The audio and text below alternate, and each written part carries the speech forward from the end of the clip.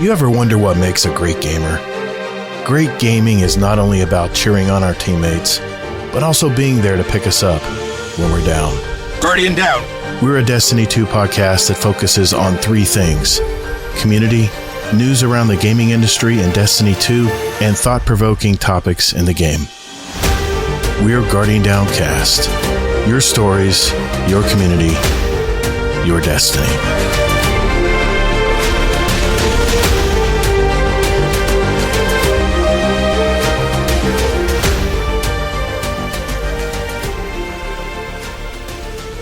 What's up, Guardian? Welcome to episode 266 of Guardian Downcast, a Destiny podcast. Hey, I'm your host, Todd the Gator, and I'm a Day One Guardian who loves gaming and especially the Destiny franchise. This week, it's our monthly Roundtable episode. For those of you who may be new to the podcast, once a month, I try to produce a Roundtable episode whereby members of our community bring a topic, story, article, or just a point of view to, quote, the table. They introduce their topic and give their opinions and takes on it, but then we go around the table and everyone else chimes in and adds their opinion to the topic of conversation. I'm really excited for today's topics, and we have three to talk about today. But first, introductions are in order. The first member of our roundtable today was on our Guardian Down cast as a past guest. We heard her story on episode 176 titled Peeping in Destiny 2, where we heard about her Destiny journey. She's been a member of our community for over a year now, a gamer mom that talked about the love of creating things in video game worlds like Sims games, among others. She's a professional photographer that can make any car or truck look like $1 million. It's all in the angles, is what she tells me. Please welcome back PeepyPipe. How are you today? I am doing wonderful. What an introduction. Thank you. And you don't mind if I call you Peeps, just for simplicity's sake tonight? Absolutely. That is fine with me. Awesome. Well, hey, I know you guys have been really busy. I appreciate you being on the show tonight. Really do. I'm so glad to be here. I've been looking forward to it.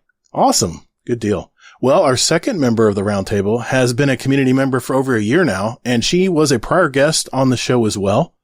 Look for her interview on episode 207 titled Baking in Destiny 2. She's a professional baker who operates a gluten-free bakery and makes me want to be gluten-free with all those beautiful treats that she creates. She and her hubby are both members of our community, and we're so happy to have them. Please welcome MohawkAngel. How are you doing today? I'm okay.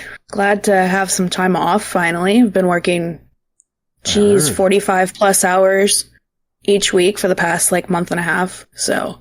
Yeah, I heard you. It's been a little much. I heard you've been really busy working, so I know you're probably trying to rest from working, so I appreciate you for being on the show tonight, because I know you're probably wanting to go to bed right now, aren't you? I've had a lot of coffee. Okay, good deal, good deal. Well, thanks for coming on the show tonight. This is going to be fun. Yeah. As is always my luck, Bungie has decided to drop another TWAB this week, and I will mention that sometime in the middle of the show tonight and give you the highlights. Before we get into our topics of the week for the roundtable tonight, I want to go around and ask what you guys have been doing this week. In life, any shows you've been watching, what video games you've been playing. I'll start with you, Peeps. Let's go with you first. What have you been doing this week in video games or in life? Well, as the summer has ended, we're getting back into the school schedule. Kiddo is now starting into second grade, and that's been really fun. She's actually been really excited about it, and she's doing really good so far. Other than that, I've been working outside, taking pictures of those sweet cars and the hot, hot sun. Out here in Texas, I've been living with a lot of humidity, heat, 110. It's been pretty hot, man. But when I'm not working, I'm playing some Power World. And I know you don't like that word, maybe. I'm okay with it. I just don't understand. I don't understand the game because I never really played Pokemon. I missed a generation. Neither did I. Oh, okay.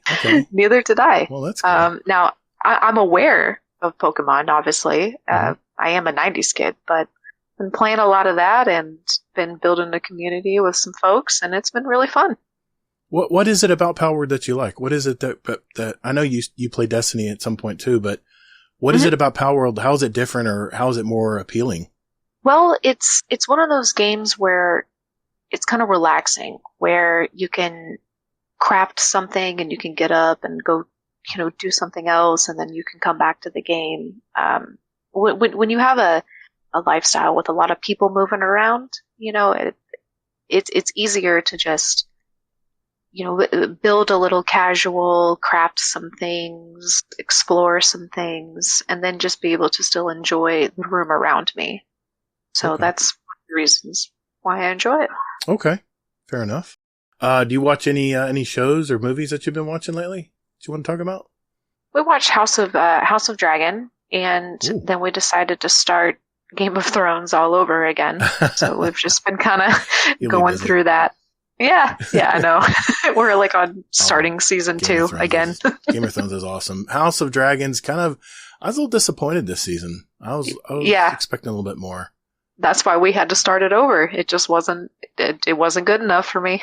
I mean, and they're talking about maybe possibly 2026 before that show comes back out. So I know it's expensive as heck to make, and those sets are crazy expensive, I'm sure, but I hope it's next summer and we're not have to wait longer than that, but we'll see, I guess. Yeah. Go Dragons. Yeah, definitely. The dragons are awesome. Gotta admit, that was definitely the best part of that show, but yeah, I hear you. Anything else you want to mention before we move on? Nope, that's it. Okay. Just going to school, playing Power World, and it's hot outside, man. Yeah, second grade. Did you guys just start this week? I know my wife did. She's a teacher. She started. Oh, nice. She started last week. Okay, cool. Yeah. Yeah. So what do you think? Second grade gonna be pretty cool this year from the vibes you've gotten so far? Well, she just started this new school in first grade, and so she's looking forward to seeing the same friends as far as like going from summer and then coming back into second grade and seeing those same friends. And, she missed her first grade teacher, and she said, "Oh, I got to see my first grade teacher. I was so excited to see her." So it's just kind of cool that she's just seeing some familiar faces. That's what she's excited about. Yeah. That's awesome. My wife gets spotted all the time when we're out to eat, and she's like a rock star to these kids. And I'm like, "Oh, hey, I'm going to go over in the corner. You guys talk. Go ahead." Yeah. I'm going to go to the food. Yeah. Well, good deal. Good deal. It's got to be exciting. Second grade, man. That's exciting times. Yeah. I know, packing those lunches with the little hearts on the sandwich bags. I'm sure it brings memories. It's fun. I'm sure it brings back memories of when you went to school. Yeah. Definitely. Cool. All right. Well, thanks. Well, I'll go to you, Mohawk. What have you been doing this week or this month in gaming or life or shows or whatever? What do you want to talk about? It's up to you.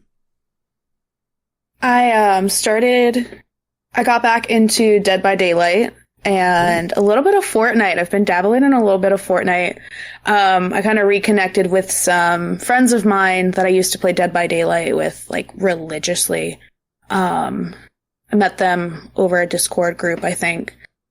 And other than that, I do a lot of reading. I'm not much of a TV watcher, but right now I'm working through the Sarah J. Maas universe. I'm currently on A Court of Silver Flames, and I bought myself a Kindle on Prime Day, so that's been really nice. Oh, heck yeah. And I also am getting, like, a small business together for, like, book accessories. Like, I'm doing bookmarks that are kind of like jewelry, in a sense that it's, it's called book jewelry. Oh. And it's a chain with 2 charms on either end, and it's just meant to be a bookmark. So I'm gonna work on those. I have about 80 pieces made for a show I'm doing at the end of September, and then I'm going to eventually expand into like Kindle charms, and I mean, people can use them for books and, iPads, whatever.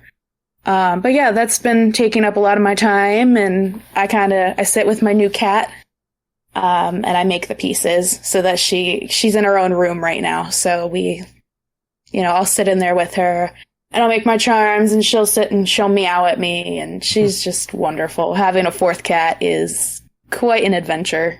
Nice. And you say you've been just working tons too at the bakery? Yeah. We're a little short-staffed at the moment. It's kind of been the owner and I for a little bit now. We had one girl for about 3 to 4 weeks and then decided that it just wasn't a good fit for her. And that's okay. You know, I respect it. But yeah, it definitely puts quite a time strain on things. You know, working 40 plus hours. Yeah. When I was working, you know, 35 to 38, then going anywhere between 45 and 48. That's a big jump. You know? Yeah. It's a lot more time each day, you know? Yeah. Yeah. All right. My wife and I do frequent gluten-free and vegan bakeries. So what's the hot treat right now? Oh, that's a good question. Our tag-along bars, we make like a cookie bar that's like meant to be like the tag-along bars, but of course, like a tag-along cookie. Mm-hmm. So it's got like a shortbread bottom, a layer of peanut butter filling, and then chocolate ganache on the top. Those are super popular because they're also vegan. So it's, you know, it suits a lot of different allergies. Oh, nice. Yeah. We have an old historic home that was converted to a vegan bakery down here in downtown Orlando, and my wife kill ourselves every now and then to go down there because they have these cookie sandwiches, these cream cookie sandwiches they make. Oh my God, they're loaded in calories. I don't care. I'm going to live my life. Dang it. But as you should. And my God, they're so good and, totally vegan. And, you know, I never thought vegan food could taste so good because it was just outstanding. But, if it's done right. Yes. Yeah, it probably takes a little more of a process, right? Than just throwing, you know, regular flour and stuff into a bowl and making all that stuff. You have to probably use very specific stuff. Yeah. So all of our stuff's also keto and sugar free. Nice. So that adds an additional sort of, limitation on what we do. But so many of our recipes, we have been able to convert to dairy free or vegan just by, you know, substituting coconut oil for butter or, you know, almond milk for heavy cream, things like that. Just super small substitutions that can turn a dessert into something that so many others can have. Gotcha. Well, that's awesome. It's amazing all the milks we have available to us these days. I mean, I had 1%, 2% and skim. That's all I had milk wise back when I was a kid. And, you know, milk, does a body good or what? Protects your bones or whatever they said back in the day. Something like that. Tell us. Yeah. Yeah. But I've had the got milk posters. That's what I remember. Well, I'm what you would call, a part-time vegetarian. I'm sometimes vegetarian because my wife's vegetarian. And when we eat at home, she makes vegetarian. But when I go out to eat, I'm having a steak. So, but yeah, it's pretty cool. Man, I tell you, we've been out to Disney and the boardwalk out there and stuff. There's a lot of good bakeries out there as well. There's one bakery, I'm sure you know it. There's a freaking line to get in this place. It's just amazing. Geez, I can't think of it right now. But there's a bakery everybody knows. I know RNG Gator's probably yelling at a screen right now because he's probably stood in line for that bakery as well. So I met him out there a few years ago. But, anyway, yeah, that's awesome. That's awesome. Yeah. Good deal. Good deal. Well, hey, it's good to have you on the show tonight. For me, I did see, this might be a movie you guys both might want to see when it comes out to streaming if you don't go to the theaters, but I went to the Dolby Atmos theater last night using my AMC Stubbs A-List service. And, I did see Blink Twice. It is a movie with, Channing Tatum in it. And it is actually the first, directorial debut of, Lenny Kravitz's daughter. Yeah, it's the first directorial debut of Zoe Kravitz. And I actually was listening to her on one of the Tonight Shows. She was talking about that movie coming out. And I tell you what, this movie was fantastic. Especially the end. Because, you know, during the movie, you know, it's about these girls who go to this billionaire's island and they all have fun. They're always drinking. It's always champagne in a glass, never empty, you know, always having a great time hanging out and stuff. And then at the end, you realize what's really happening. And that's all I'm going to tell anybody. It is really good movie. Really good movie. I'm going to give that one probably 4 stars because I will definitely remember this movie. And that's partly how I, rate my movies when I'm doing little reviews of them is if I'm going to remember that movie as like an iconic movie of this year, you know? So I would probably put that in my top 10 so far for 2024. Really, really good. Blink Twice. Definitely want to see that one. And then I've been playing, gosh, there's two things that I've been doing mainly this week other than working because I am just slammed right now and the weather's not cooperating either. We're getting a lot of rain here in Orlando, but in between the raindrops, I've been trying to get work done and it's peak season for me. So there's no wait. Everybody wants everything now. So trying to get that done. But when I do have time off, I've been doing the solstice this week. I know solstice ends on reset this Tuesday. In fact, by the time this podcast come out on Monday, it'll be over tomorrow. So you have one day to finish your solstice stuff and get your gear and weapons.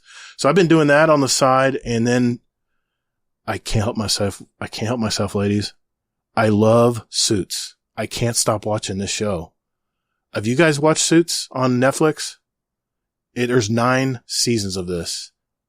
And I've been binge watching this show like every night before I go to bed. I'm on season 7 now. I may have a problem.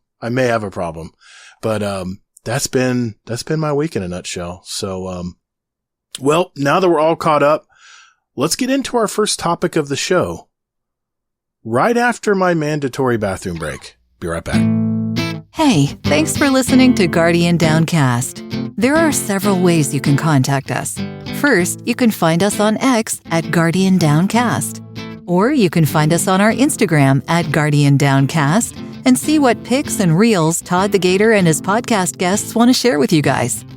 We have a brand new website too. Just visit guardiandowncast.com, where you can find all of our contact info, leave us a voicemail, give our show a rating or review, search for any past episodes, or even give back to our community. Also, don't forget to sign up for future updates to the show, where we'll also have random drawings throughout the year, and you may win a gift card or even some GDC merch. And finally, you can send us an email at guardiandowncast@gmail.com. Our community thrives on interaction, so get involved and check us out. And later, Guardian.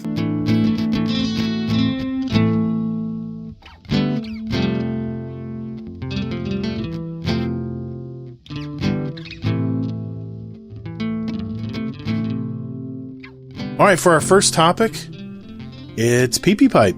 So I am going to turn the mic over to you, PeepyPipe. What are you bringing to the table tonight? So I just wanted to talk a little bit about content creation and how do you get started? What do you want to share? Is it something that you're doing in game? Is it something that other people are doing in game?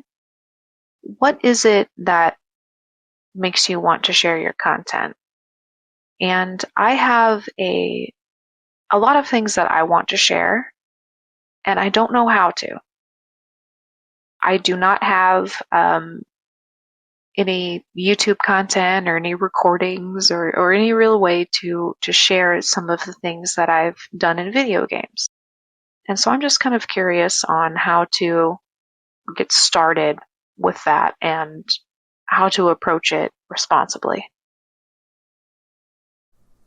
Well, did you want to say something first, Mohawk? You want me to dive in? You have the floor. Okay. Content creation is, my God, if you ask any young kid today, they all want to be YouTubers, right? But content creation has its dark side too. But the biggest advice I can tell you about content creation, and don't get me wrong, I'm not a big YouTuber. I'm just a hobbyist. I do it because I want to do it. I don't do it because I have to do it. If there's something I want to, that's good. Yeah. And that should be, you should follow your passion there. If it's like I'll give you a for instance. I have a bunch of buddies who never play Crucible with me and I wish they would jump in. So I said, you know what? I'm going to make a video series where I tell them step by step. I know you're a PvE player, but if you want to play Crucible, here's the best things you can do to give yourself the best advantage going into play Crucible and give you the best experience, right? Mm-hmm.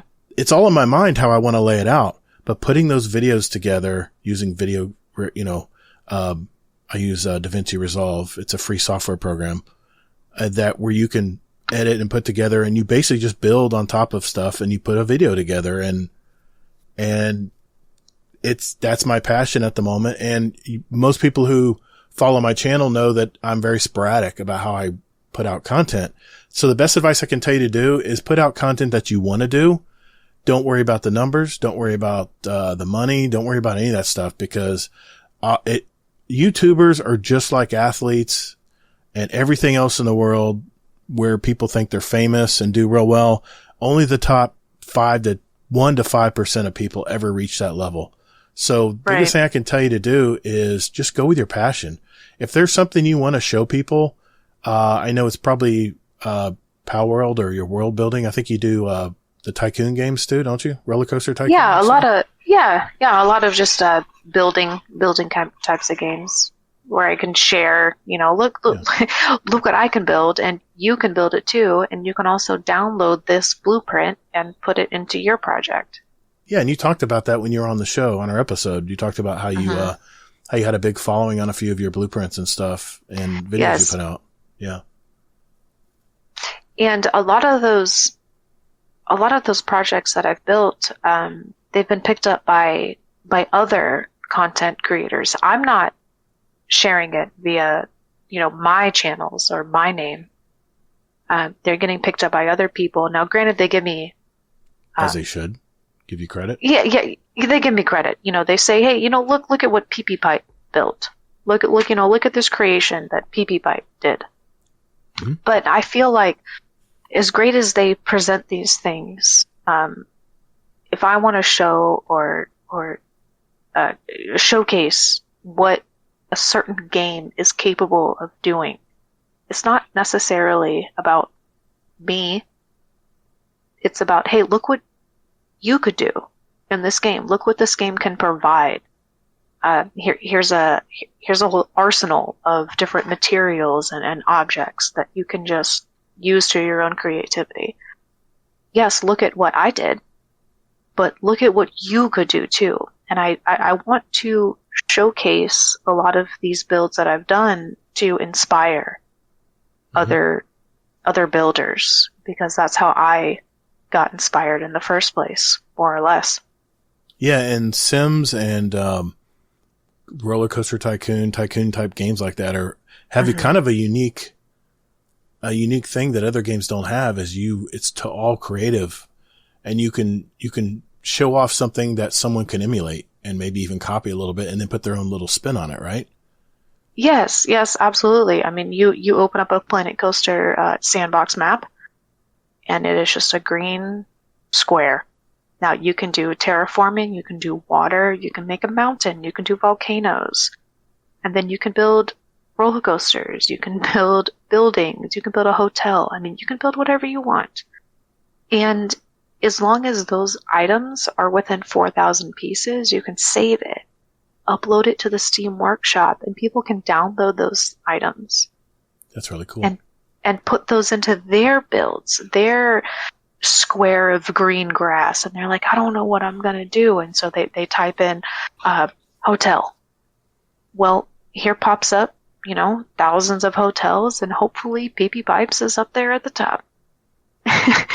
Well, and so I'm just trying to share the builds that I can create, and I don't know how to do it responsibly. I watch a lot of videos on video making. I watch a lot of videos and podcasts on podcasting. And the first question that I'll just pass on what people have taught me is, why do you want to do what you do? Is it just the sharing part, or do you have other goals or something else you want to accomplish by doing content creation? There's a little bit of both. I want to share what is capable of the game. Some people would go, oh, wow, I didn't know you could do that, or I didn't know you could do this, or wow, that looks so cool, I want to try. And then there's also a little bit of course, that selfish thing that's like, look what I can do. Sure. It's a little bit of both, for sure. And I just want to share what I've done responsibly and to get respected in the appropriate way. Now expand on that. What do you mean in the appropriate way? What do you mean exactly? Are you talking about like female streamers and YouTubers out there that Like Yeah, a pretty face, or what is it? Well, I guess what is it that when you say do it the right way, I'm just trying to imagine what are your parameters you're talking about there?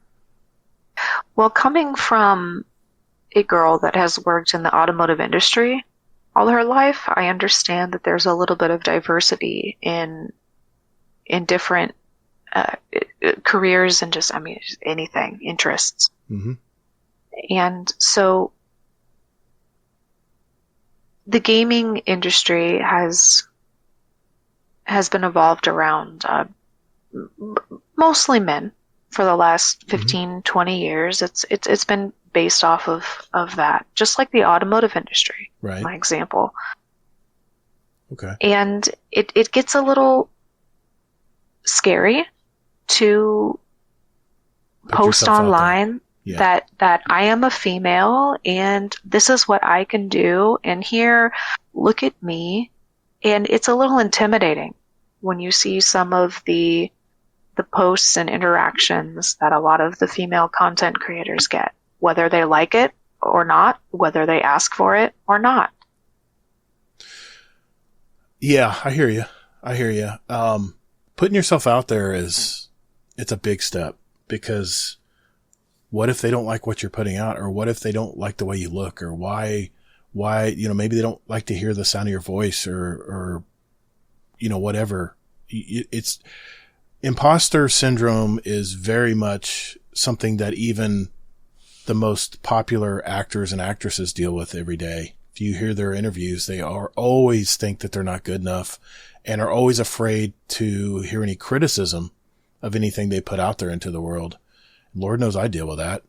I'll have weeks where I'll go, why do people even want to listen to me? And yes, we all have to be a little bit, what's the word here? Arrogant is not the word. I'm thinking of, self-serving maybe a little bit, because you do want to feel good when someone sends you a DM saying, man, that was a great show, man. That really lit me up for the day. I really got a lot out of that show. That puts gas in the tank. And that's what everyone really wants, is they want to feel good that what they put out there into the world, people like. And the gas that I want in my tank is about, wow, that's a really cool build. That's a really cool design. I can't believe that can be done within this game. You must have put a lot of time into that. I don't want the comments that are like, oh, I like you. You are so fun. I like you. It's not about me, Peepy. It's about what can be accomplished within this game, and if I can do it, you can do it. Well, and that's what I want to showcase. I hate to tell you, but people do like you, and that's the reason they follow or listen to you, or watch your work and stuff, because they like you. You're likable. That's something. Hopefully you want to feel a little bit of, but there's always that other voice in your head that says, when they find out that I'm a fraud, man, they're all just gonna leave like in a mass, and I'll just be I'll be the laughing stock. That's imposter syndrome 101 right there. And all I can tell you is to put yourself out there, and as long as it's fun and you're enjoying what you do, keep doing it. People always ask me, how do I start streaming? I'm like, real simple, man. You turn on the camera, or you turn on your OBS, which is free, and just start streaming, man. Just start getting some reps in. And I know people laugh at me when I say that with rating and stuff, but it's true. We learn by trial and error. That's the human condition. Well, people laugh at me too when I say, how do I start streaming? Well, some of the answers that I get are not necessarily in my favor. So then you have to wonder what that person who's ridiculing you, what is going on in their life, because they don't know you. And if they, even if a family member came to me and said, man, what you're doing is stupid. Why do you do that video game stuff? I don't understand it. My dad's come to me and said that. He goes, he's never been negative, but he's always gone, I get the video game stuff. I don't get it. I just never have gotten it. And my dad's not a gamer. He never was. He bought me the Atari 2600, but he never played. I mean, he might have jumped in for 30 minutes, but it definitely was not his thing. So if anybody who ridicules someone online, and my God, if you're on Twitter, and you said you don't do social media, but if you're on Twitter watching, it's funny. You'll have someone say something positive or something insightful that is intriguing, and they want to start a conversation, and it won't take but 4 comments, and the number 5 comment is going to be something totally negative, off the wall, trolly. And I guess because of the anonymity of people online, that makes them more brazen to act out of character. But I'm always curious what people would do if they were in front of your face, if they would actually say the same things. And 9 times out of 10, they wouldn't. It's only because of the anonymity online that you can hide behind an avatar that people are so negative and brazen like that. And all I can tell you is, I mean, I'm an old damn man. I'm an old fart. I could give a shit. I've lived my life, and I'm not saying if someone said something negative to me that I wouldn't react to it. And there have been times where people have said stuff to me that's negative and I'd react to it. But then I got to think to myself, I'm like, you know what, Todd, you don't know that person. They don't know you. So why are you reacting so quickly to this? It really takes a lot of emotional intelligence to be able to analyze and just step back and analyze what's going on in the situation. So I wouldn't let that dissuade you, because I'm trying to remove, I guess, myself from all of that situation. I don't want DMs of you and you and you did good on this, or you did bad on that. You. I don't. The content that I'm trying to put out there isn't revolving around myself. I don't seek any sort of, oh wow, PP, you did this, or and then you bring my voice and the webcam into it, and it's a whole nother world of the type of DMs that you get after that. And I cannot imagine what it's like to be a woman online these days. I can't. I'm not a woman. It's intimidating. So I can't tell you. I mean, but I am an old dude. I mean, there is ageism out there. I mean, I'm sure there's people who look at me and go, my God, dude, what are you doing streaming? You know? As a woman in the automotive industry, I was working in a body shop, and I was in the back. I was doing dirty work, you know, and someone comes up to me and they say, hey, you know, you really should work up front. You're wasting that face. Oh boy. And, you know, you just kind of like, do you smile? Do you laugh? What do you do? Yeah. What do you do in that situation? If you react negatively or like, trying to defend yourself, people will call you or positively. They'll call you the B word, and there's, I don't know. You're probably around a lot of alpha people, especially if they're salespeople. That's someone telling that to my face, let alone someone giving me a DM online. Right. So when you say that they're hiding behind a, computer, like, I'm not worried about messages about myself, because I'm going to create content that I will completely eliminate myself from. Right. Me as a person. But you also did say that you did want a pat on the back. You wanted to be recognized for something you did that was cool. Yes. But PeepyPipe the name, PeepyPipe the creator, right, isn't me, the human. Sure. I mean, it's it's an identity just like everyone else is online. Absolutely. I'm just not trying to present both of them in sync. See, this has been a trend lately in social media, is people crave authenticity. The days of social media icons trying to push and sell stuff and recommend stuff so they can make money, people are seeing through that now. I mean, I'm sure, people are still watching the Kardashians and stuff, but I've noticed people today, at least that seems to be the trend in my eyes, is people crave authenticity. So I would say just be authentic to people and share your stuff with them, and people tell you it's a piece of crap, it looks terrible, what were you thinking? You just ignore those or you block them. I'm not worried about them telling me that. That's the number one thing I love on my YouTube channel. If someone gives me a comment that just isn't constructive at all and it's just all just toxic shit, I block user from channel. I don't block them. Actually, I hide them. So they still can enter comments, but no one sees them but them. So, but, I'm very confident in the content that I would create as far as like my builds. Like if you have to say something negative, I'm sorry, but I'm a little high horse because my builds are very good. Yeah. You know your worth. So and I just want to share it. Says something negative like that, then you know it's probably just trollage. I'm not, that's not going to concern me. I just want to share what the game can provide to be inspired by other builders. What other questions did you have going into content creation? I mean, I can tell you this, live streaming, and this is my observations, live streaming versus making content in the background are totally different.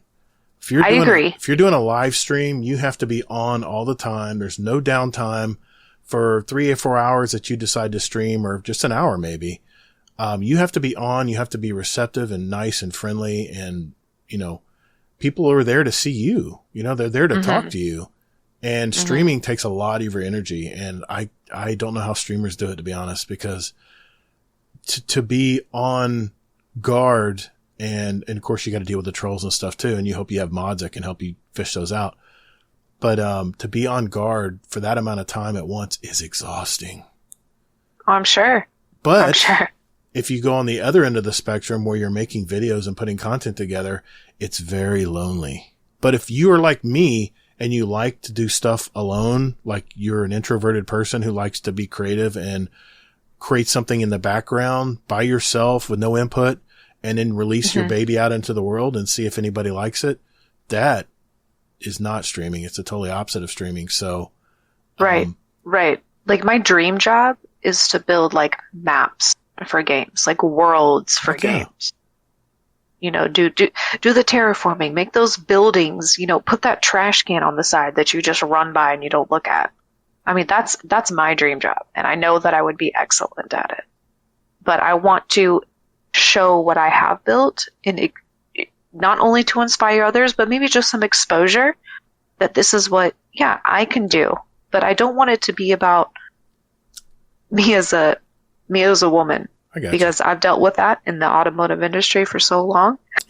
Yeah, put my foot down. I'm sure you grow weary of it. I'm sure.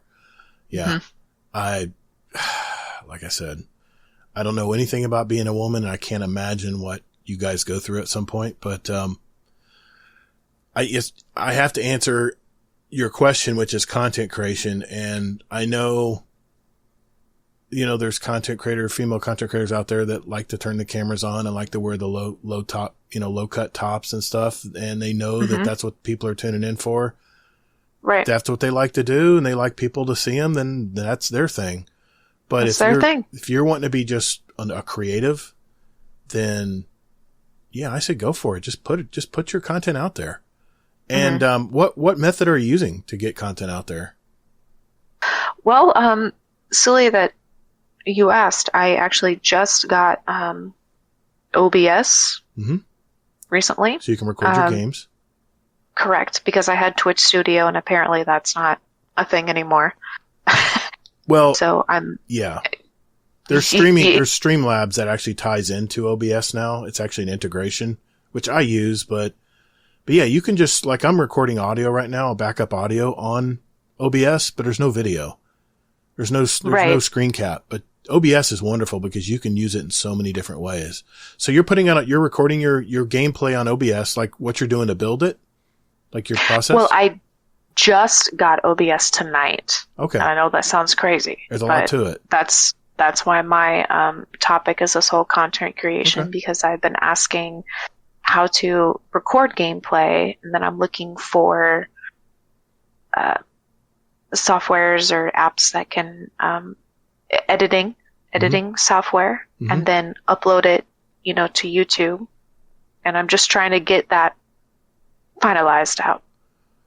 Well, OBS is the first stop because, and you can buy all kinds. There's all kinds of, you can even buy hardware that'll record your screen. I'm sure there's a whole bunch. I know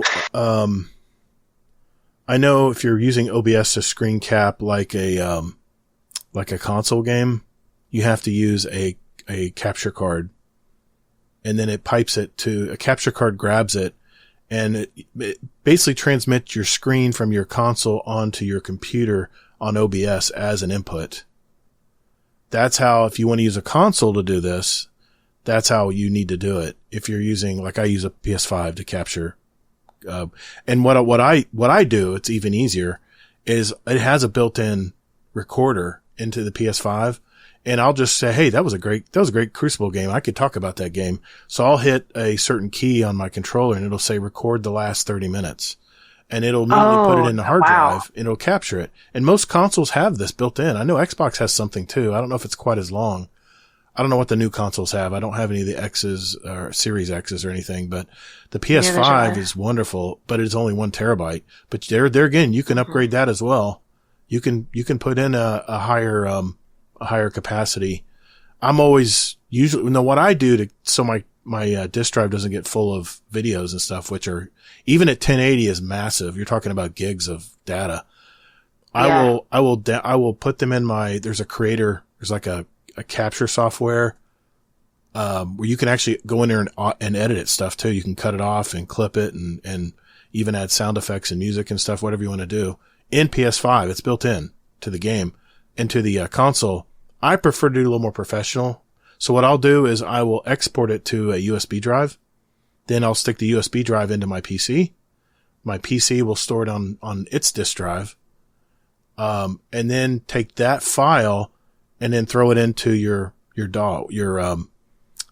video editing software, and then just start playing around with it. And that's, those are the first steps that I'm getting at. I just got this 6 terabyte storage, so I'm hopefully I can not only play some more games, but I can also get some captures. And once I get a video editing program, I'm just looking on. DaVinci Resolve is free. And I wrote that down. Thank you. It is professional stuff. You can even record what I'm doing tonight. You can record a podcast on it. It's an all-in-one. And it's pretty advanced. You can do all kinds of stuff. I have AI on it that actually makes subtitles, automatically generates subtitles for my shorts that I make. It's amazing. I see those. It's amazing. It's amazing what this program can do now. And those are great. It only gets better. But, that's it. Are you recording this on a PC or a console? It'll be on PC. Perfect. Then you use OBS. Then just screen cap it. You just use the display capture, which comes standard as a source. And, then what you do is go into your settings on OBS and go where that output, when you're recording stuff, where do you want it to go? You need to create a folder on your PC. And then when you're going to your settings and going to output on recording, it'll say, where do you want me to put this file when I record it? And it'll go right to that file that you created. And then that way you have like a storage jar on your PC that you have all your raw footage. And then you use that footage to upload, you don't upload it, to grab it on your software program, to edit it, cut it, put whatever you can even put a script in over, you can put an overlay, a voice script over what you're talking about. You can say, listen, this is what I decided to build today. And, if you look right here, I'm starting with the entrance of the theme park, and I'm adding these things right over here, but my vision is I want to see when they walk into the park, I want them to immediately see the Ferris wheel. And you would just talk through it and then throw it out there. But if you don't want people to hear your voice and know that you're a female creator, then you could even use AI to do it. You can use, there's tons of AI programs out there that'll put in your voice.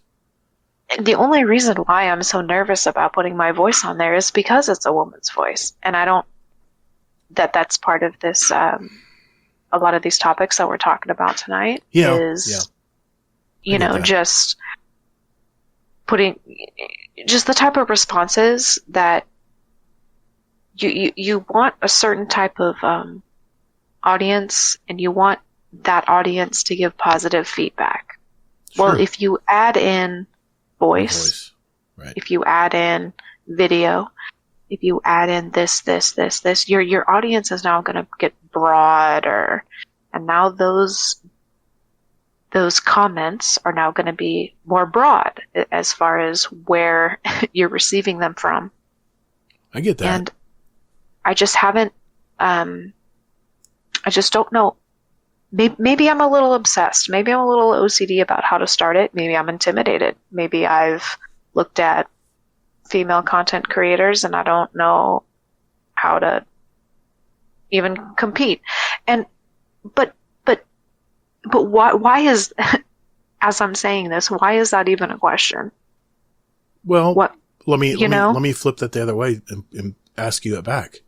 What if there's female creators out there who want to do what you're doing, and once they hear a female voice, they feel more comforted and you become more likable because you're like them and you're doing a lot of stuff. Yet you're going to get a male audience. You're going to get people who chime in. You may get male audience that loves your stuff and they don't care if you're female. The thing is, when you put yourself out there, it is going to go broad, and you decide who you want to, who you want to interact with. You have all the power there. All they can do is put in their comment, and even if you read that comment and it doesn't shed you in a good light, or you don't like what they say, just delete the damn comment. Right. Or ignore it. Right. I would love to represent women gamers and women content. I would love to represent that, but when it's such a difficult trend I get it. to be successful in the proper way, it's like I said before, it's just a little intimidating to how do I start this and how do I get the type of respect and response that I not only expect but deserve. My daughter is Gen Z, and she has done video blogs ever since she's been in high school. And for her, it just doesn't bother her. But I can't imagine if someone said something negatively to her after she puts out a TikTok on something or throws something to her YouTube channel or whatever. I can't imagine. I'd be furious. But just doesn't seem to faze her. I don't know if it's because she has been through it since high school. I mean, she's well out of high school. She's out of college now. And I don't know if it's because of just life experience doing it, but all I can tell you is if it's your passion, and you don't have to include your voice, you can just put the audio out there. And if you maybe what you might want to do is record your voice and then create some captions. If you don't want people to know you're female, then just. Well, why am I so scared to let the audience know that I'm a female? That's kind of where it stems a little bit for me. Is like, how do I start this whole content creation, and how do I make it successful for the right ways? You have to because I don't want to start on the wrong foot. Yeah, but you have to go with your passion. Anybody who makes content creation, whether they're getting paid for it or not, does it because they love what they do. And if you follow your passion, then I don't see how you can go wrong. I mean, you're putting it out there into the world to see. It's up to you how you want to perceive how people react to it. But that's part of every content creator's headspace, is that imposter syndrome where they think they're not good enough to do it to begin with. Right. Not 100% of your feedback can be taken positively. Nope. I totally get that comments too. All the time. I do.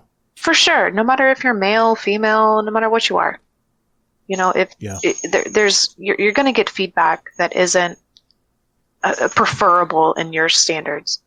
Mohawk, you're going to get something. Can you help me out here? I mean, do you have any opinions on this? I'm curious to hear what you have to say about it. I feel like, every well-known streamer and content creator started somewhere. This kind of makes me think of a conversation I had with my boss's daughter the other day. She's 9 years old, and she gets really upset when her artwork isn't quite right. It's not right in her eyes. And we have artwork on the walls from a local artist, and the one day when she was feeling really upset over her art, I walked her over to the wall and I said, Where do you think this artist started? I said, it's not going to be perfect every time. That whole, Rome wasn't built in a day thing. The first step I feel to content creation and streaming is just getting out there. And I get it, it is hard as females, but we also don't know exactly what's going to happen until we try it. That's kind of where my viewpoint is on this. And maybe, as I said, maybe, it's easy because I haven't gotten into much of the content creating myself. But that's my viewpoint on that. Okay. My wife and I were just talking about this the other day. Since I've done more content creation and more video editing and stuff, I've seen how, even on DaVinci Resolve, how a full-length movie is created. I've watched videos on how, they add in just the littlest things, and it's just like a giant sandwich. You have all these layers that are stacked together and put together. But what that made me realize is that I just saw an interview on one of the late shows from the Beetlejuice movie with Michael Keaton. And you look at this guy, and first thing I'm thinking is, this guy's really small. He's not a really big guy, but he's bigger than life on the screen. But what that makes me think is there's so much in Hollywood and show business that probably is not as great or as big as you think. They're recording whatever lines they have on probably a 30 by 30 set that has the perfect background for the scene that they're recording. And I just think that because I've gotten into video creation and video editing and storytelling and all these things, what movie creators put together, you kind of realize that everyone's the same. And we all started out from nowhere. We all decided we had a dream and we wanted to follow it. And I'm sure Michael Keaton, before he became Batman, probably waited tables. He probably had a crummy job he worked before he decided to follow his dream. So I don't think it's a male-female thing. I think it's literally just putting yourself out there and just see if you like doing it. Just start making video content, and you don't have to put your voice in it. You can just literally just have the game sound pipe through and just put on your title or your description, explain what the video's about so people know what they're looking at, and just throw it out there. At the end of the day, Peepy, those of us who want to watch you and see the content you put out, that's who's going to keep supporting you. Mm-hmm. Forget anyone who won't allow you to grow, who won't allow your streaming to grow, your channel to grow, whatever you're going to create. At the end of the day, it's your followers, it's your subscribers. That's what keeps you going, and that's what, you got to remember. And I am definitely mostly not concerned about hearing a negative comment and, oh, that just ruins my day. That's now, I guess, granted, I haven't experienced too much of any of that because I have disassociated myself with social media about 3 years ago is when I left. Facebook was the last thing that I had. I do not associate with Snapchat or Instagram, not Facebook, Twitter, and my YouTube channel is nothing. But I do want to showcase, but it's not necessarily me in my life, because I did spend a lot of my time expressing those things on social media. And yes, I got positive, and yes, I got negative, just like everybody else. Mm-hmm. But I got obsessed with it. Yes. I was going to say, you probably did a good thing by cutting yourself off from it. I don't do much. I was just comparing myself with peers. Mm-hmm. And it's all fake. And it's all fake. It's all manipulated. it's not real. No. You know, I would, who is so and so dating and blah, blah, blah. And it just, I don't care. These things do not affect my life, you know, and so yes, I would love to be in touch with my family and my friends, don't get me wrong, but those people have my phone number. Those people can call me and text me when they need or want anything. As far as putting myself as a human out for the public to see is not necessarily my go-to. But when I do want to share what I can do, because I am an artist and I am a creator, and I have a lot of talent. I know I do. And I just want people to see it. But it doesn't necessarily have to be like about me. It's just like, look what, you know, just get inspired by it. That's what art is. All of the women in my family are artists. My grandmother was an artist. Rest her soul. She lived to 96. My mother is an artist. She's been in the Florida Watercolor Society. My sister is an artist. She's been in the Florida Watercolors. She's been invited several times. All very good artists. And I guess the fact that they're female doesn't really mean anything to me. Their art is really good. And right. I guess that's my point. If your content is good, then who cares if you're male or female? And if you don't want people to know that, then hide behind an avatar and put it out anonymously or under a new avatar name that no one knows you about, and just see how it stands up. And I don't want to like hide it. It's just, yeah, you know, just the whole female image of lots of things. And this isn't just about video games. You know, I mentioned the whole, oh, I know. Automotive, and I mean, it's everywhere. Sex sells, and what are we supposed to do about it? It's all part of advertising and promotion now, unfortunately. Yeah, like I said, I never worry about my son. I'm always worried about my wife and my mom and my daughter, because it just seems like women have to deal with just those little extra shit things in life that we as men don't have to. It's different. It is. It's different. Not to mention all the things you have to deal with your body and the things that come with being a woman. I mean, that aside, you know, that it just doesn't seem fair sometimes, because, I mean, you guys do live 5 years, y'all longer than us. So I guess there's a little conception. What my body can do is a blessing. Exactly. So yeah, to answer your question, technically, go to YouTube and just start absorbing videos on how to operate OBS. There's a lot of great creators out there that explain it. And you learn how to use it, learn how to use sources and scenes and all that different things. You'll understand exactly what I'm saying once you use OBS. And, it's just the greatest free software for anybody who wants to put themselves out there or create content or record gameplay or whatever. And, they'll tell you all the settings to put. They'll tell you, you know, whatever situation you're doing. YouTube University is a wonderful thing. That's how I taught myself how to podcast. That's how I taught myself how to use DaVinci Resolve. That's how I taught myself to make YouTube videos, how to publish podcasts. Everything I've learned from YouTube. And, it's a great resource, and it's free.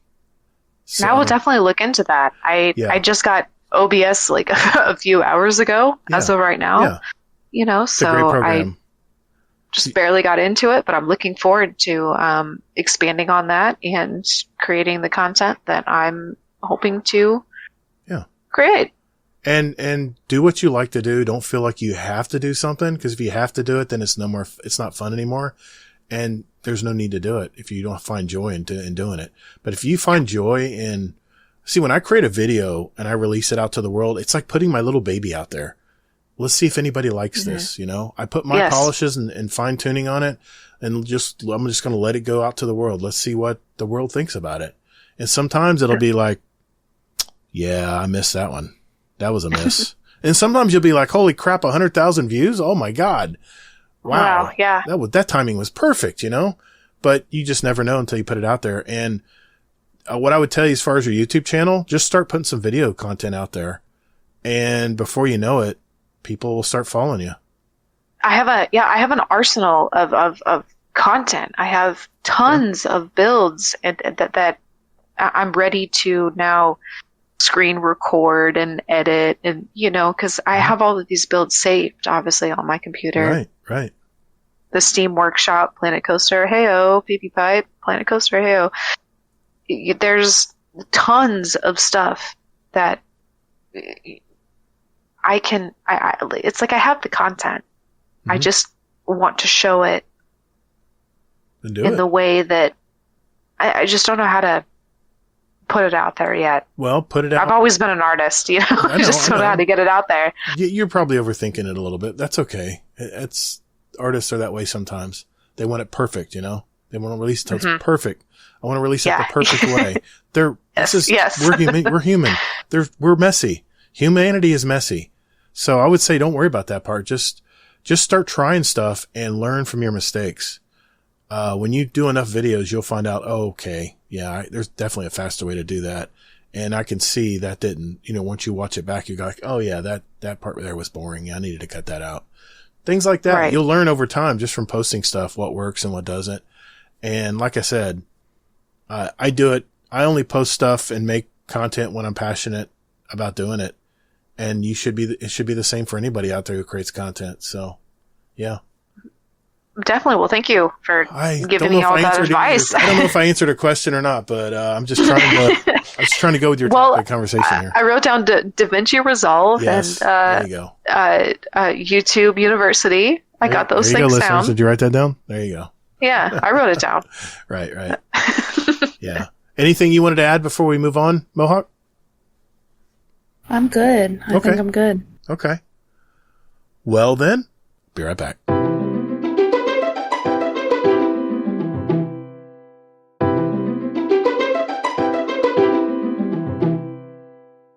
Hey, it's Brittany, your favorite mod, and you're listening to Guardian Downcast.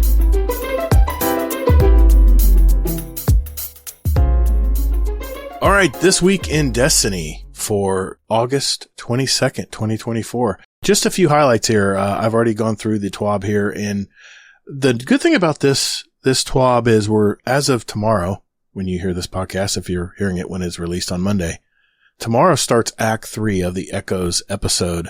So what they did is they actually got you, they have some videos on Bungie.net here in the TWAB this week talking about the story so far, kind of bringing you up to speed of what exactly is happening in Echoes, the episode Echoes.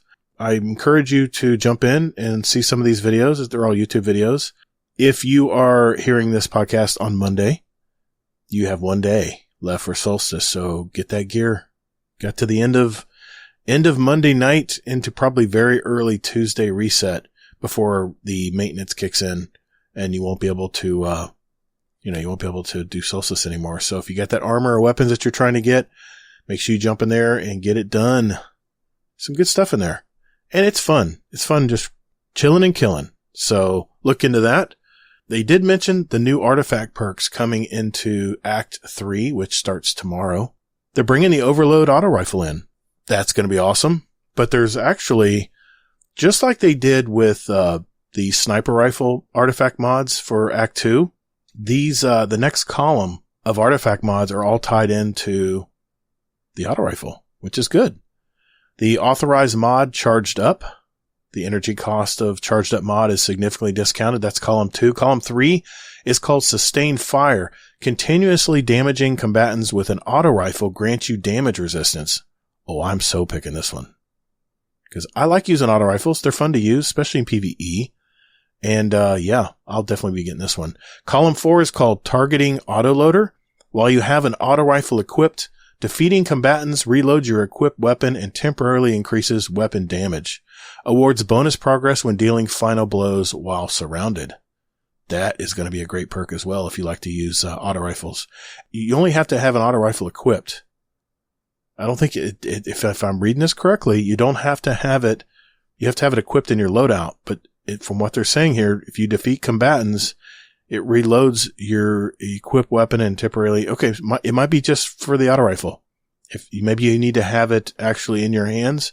I don't know. We'll have to play around with this one and see how it works. If it actually reloads other weapons that you may not be aiming down the sights on at the moment.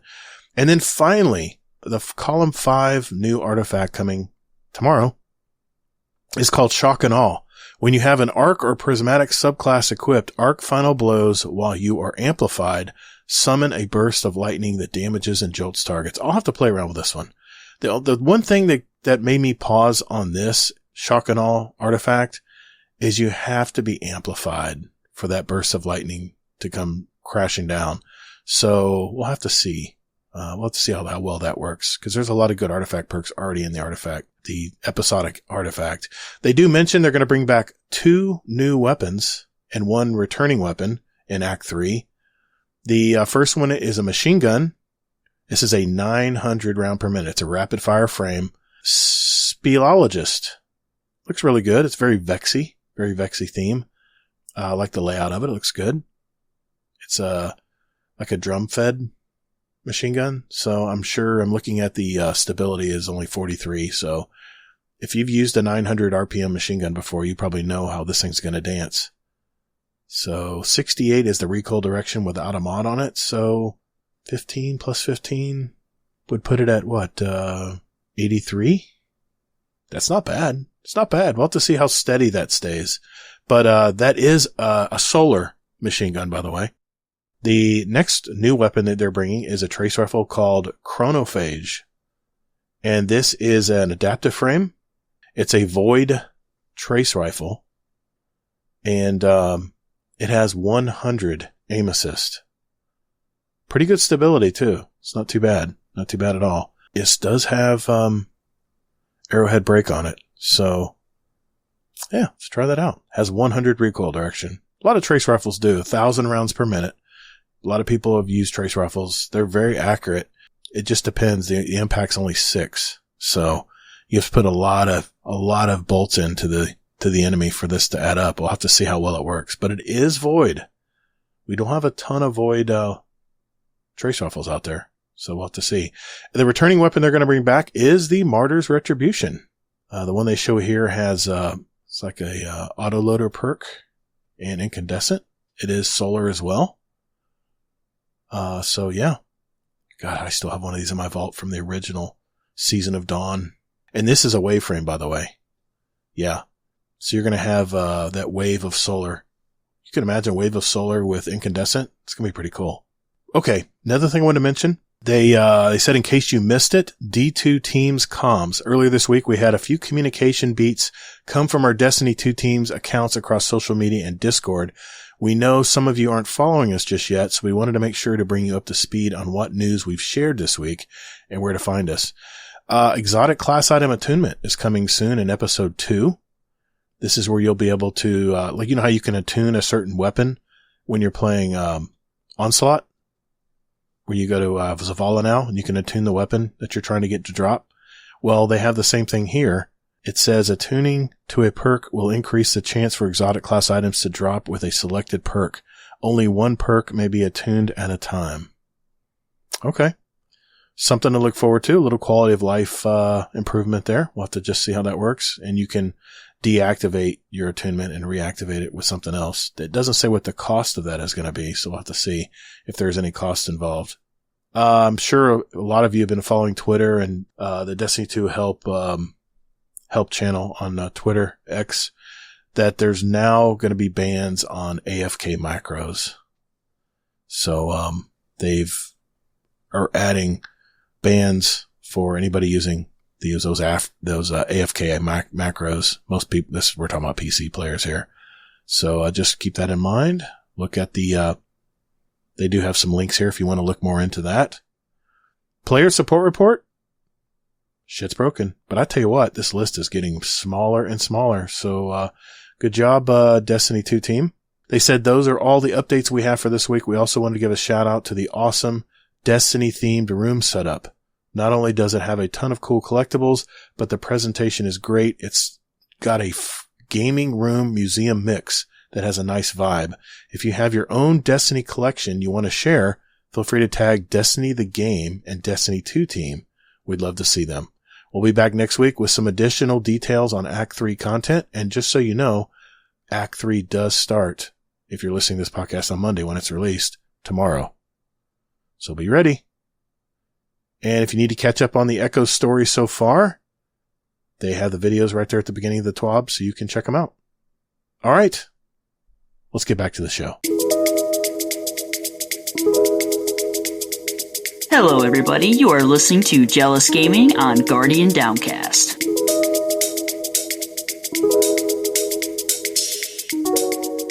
Well, for this month's Roundtable episode, I had an entirely different topic I actually wanted to talk about today, but then I saw the latest Borderlands movie last week, so I needed to get this topic off my mind first. I've mentioned in this in past shows, but video games and movies share a very similar path. Number one, most major video games and movies require a huge outlay of human capital and talent to create them. Two, they also require large outlays of investment, not only in the human talent that I mentioned, but all the fixed costs of running a business, the site creation costs, whether it's physical locations or studio or motion capture or CGI studios, and a ton of promotional expense. And there's probably a bunch of stuff I'm leaving out here. But both video games and movies take years to create and lots of risk in return on investment. Some movies hit big and earn millions, hundreds of millions.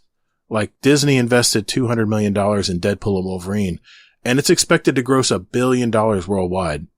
While other movies like Fly Me to the Moon, which I did a review on a couple shows ago, cost $100 million to make, and it only grossed about $40 million worldwide. Like I mentioned in the prior Guardian Downcast episode, not many studios will stay in business that long with losses like that. Video games studios are no different. If you look at the number one selling video game of all time, it was Grand Theft Auto 5. That was in 2013. It only took the game 3 days to make $1 billion, making it the fastest selling entertainment product in history. Only 6 weeks, it had shipped 29 million units to retailers, which was more than Grand Theft Auto 4's entire lifetime of sales. But let's look at the other end of the spectrum. Redfall, which was released for Microsoft this year. Redfall was so bad, 70% of Prey and the Arcane staff had to leave the studio because of the failure of that game. I couldn't find sales figures how much they actually lost making that game. But I imagine it was a very big loss for Microsoft. And according to Sakura, Epic Games' Fortnite has generated an estimated $5.7 billion in revenue in 2023. 4.4 in 2022, 5.8 in 2021. In the US and UK, Fortnite has generated almost 39% more revenue than FIFA 23. And about 83% of its revenue is all coming from microtransactions. And just so you know, according to the internet, and it's 6 years in the market, Destiny 2 has sold over 38 million copies and generates about $200 million in annual revenue. As you can see, if we were to choose an industry to invest in at present, even though video game sales are down for 2024 overall, which would you choose? It's a no-brainer, right? As movies have hit a limited product lifespan, video games can go on for decades. All the more reason to make sure that they're marketed correctly. So my question is this. When movie studios collaborate with gaming studios to make a video game adapted movie, why the hell would they make such a piece of crap like the new Borderlands movie just came out? When the upside of generating long-term revenue for a gaming franchise will return so much more and reduce a lot of the risk of creating the new video game. The one thing I mentioned to my wife as I was leaving the theater that night when I watched Borderlands is I said, I guarantee you they're going to release another Borderlands game. Keep in mind, this release has not ever been confirmed until Gamescom just this week with their teaser trailer. It only makes sense why they made this movie. But I wonder if it did more harm than good. It seems to me that if gaming studios and movie studios work together better in the future, both parties would win big. Sony PlayStation and Sony Pictures / Warner Brothers, these guys have the right idea when it comes to printing money. When The Last of Us was released in 2013 and sold 30 million units, not including several remasters, a tabletop game, a comic book series, it also sold another 10 million games with its sequel in 2020. It has been lauded as the best video game series ever made. So what does Sony do? They made an adapted series on their affiliate Warner Brothers studio, HBO, in 2023 that was the biggest hit of the year. And it was just announced that a second season will be coming in 2025. I'm excited as hell to see this because I am an HBO subscriber. But the thing that we might be overlooking here is the benefit of this show being on HBO in the first place. Many viewers of the show are now asking, hey, where do I find this game? One hand feeds the other and the cycle continues. I thought the Last of Us games were over and done. I hadn't thought about them in years. But because of this show, I'm actually wanting to go back and play it again. And I bet they're getting new sales from now brand new audience that never played video games to begin with. This is an enormous win for Sony all around. So I wonder, what would have happened if Borderlands was done differently? Instead of a 1 hour and 42-minute film with a 45-second flashback introduction that the average movie watcher couldn't possibly understand, what if they instead released a series on a streaming platform with 10 separate episodes? Just like with The Last of Us, each episode would develop a character of the game, talk about their history and what led them to today's situation. One episode could talk about Roland and why he's a vault hunter today. Another episode explaining why Tiny Tina is so obsessed with explosions and destruction. And another on why Tannis is such an odd person. Who could forget Claptrap, Moxie, Krieg, and even Dr. Zed, and other antagonists like Atlas and Handsome Jack? Then bring all of the characters together for a last third of the series and complete a fantastic story. The Fallout series did this with Prime Video this year, and it was one of the biggest winners on the platform for months. Walter Goggins, who played the Ghoul, even got nominated for an Emmy for a lead actor in a drama series. In a drama series, this is a video game movie. I didn't even play Fallout that much, and I understood all parts of the show because they slowly explained why it was such a good video game series to begin with. And they drove record sales to the game that was over 27 years old. Other studios need to wake up and use these two series as a template when deciding to introduce the general audience to another great video game storyline or franchise. With so much upside for an established video game franchise, I can't understand why gaming studios don't work closely with movie production studios better and insist on an episodic series on streaming platforms instead of producing a one-time, one-shot movie. I still believe that Sony is sitting on a goldmine with the Destiny franchise, and who knows, maybe we'll see a Destiny series one day on HBO, just like we did with Fallout and The Last of Us. I wonder if there's so much more lore in Destiny than in either of those other two games I mentioned. So Sony, get on it. Sony and Bungie, they know they talked about rebranding the franchise for a smoother introduction into the game for new players. I kept scratching my head. I'm like, why would they want to do that? This is a 10-year-old game, but only time will tell. And I'm sure there are instances where such a great opportunity is missed. I hope this is not one of them. But I will still play Borderlands 4, but not because of some dumb movie interpretation, but because it's a fantastic game. It's just too bad they couldn't capture a new audience for the game series because of a poorly executed plan with their movie. Lost opportunities may cost them very dearly. I really, really hope that Sony decides to make Destiny an action series on one of these streaming platforms. I really do, because this is one game that has captured my attention for so many years. And it would be awesome if others out there that don't play video games even would hear about this great story that is Destiny. So what do you two think? What's your input on this topic? Do you guys watch video game movies? Should video game movies be a thing anymore? Or is the best path to plan on maybe a 10-episode series like Fallout and The Last of Us did? I'm just curious what you guys think. Peeps, what do you think? I loved the series of The Last of Us. I enjoyed watching all of that, and it really enticed me to ask Steven, my boyfriend who plays the game. He would give me little insights of the story. And so hearing him from the couch and then watching the movie or the series at the same time was very intriguing, and it got me into the game even more. And so I do believe that if other video games were to create series, especially the story of Destiny, all of those cutscenes, all of that, all of the lore, put it together, you have a story. And even someone like me who has not played the game that much would love to see it in a visual aspect. And I think that it would entice a ton of viewers to go into the game and experience it for themselves.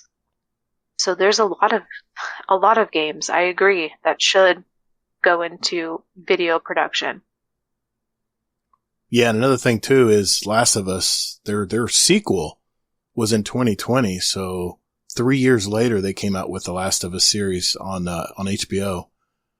So I mean, it just sparked a little bit when I heard them say when Sony / Bungie was tweeting out that one of their goals was to rebrand and improve the new player experience. I'm just wondering if they're already leaning this direction already.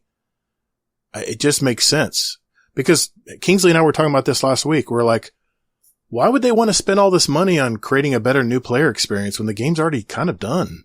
It's run its course, We're into episodes and stuff in the aftermath here of Final Shape, but the Final Shape saga, the Light and Dark saga it's over now.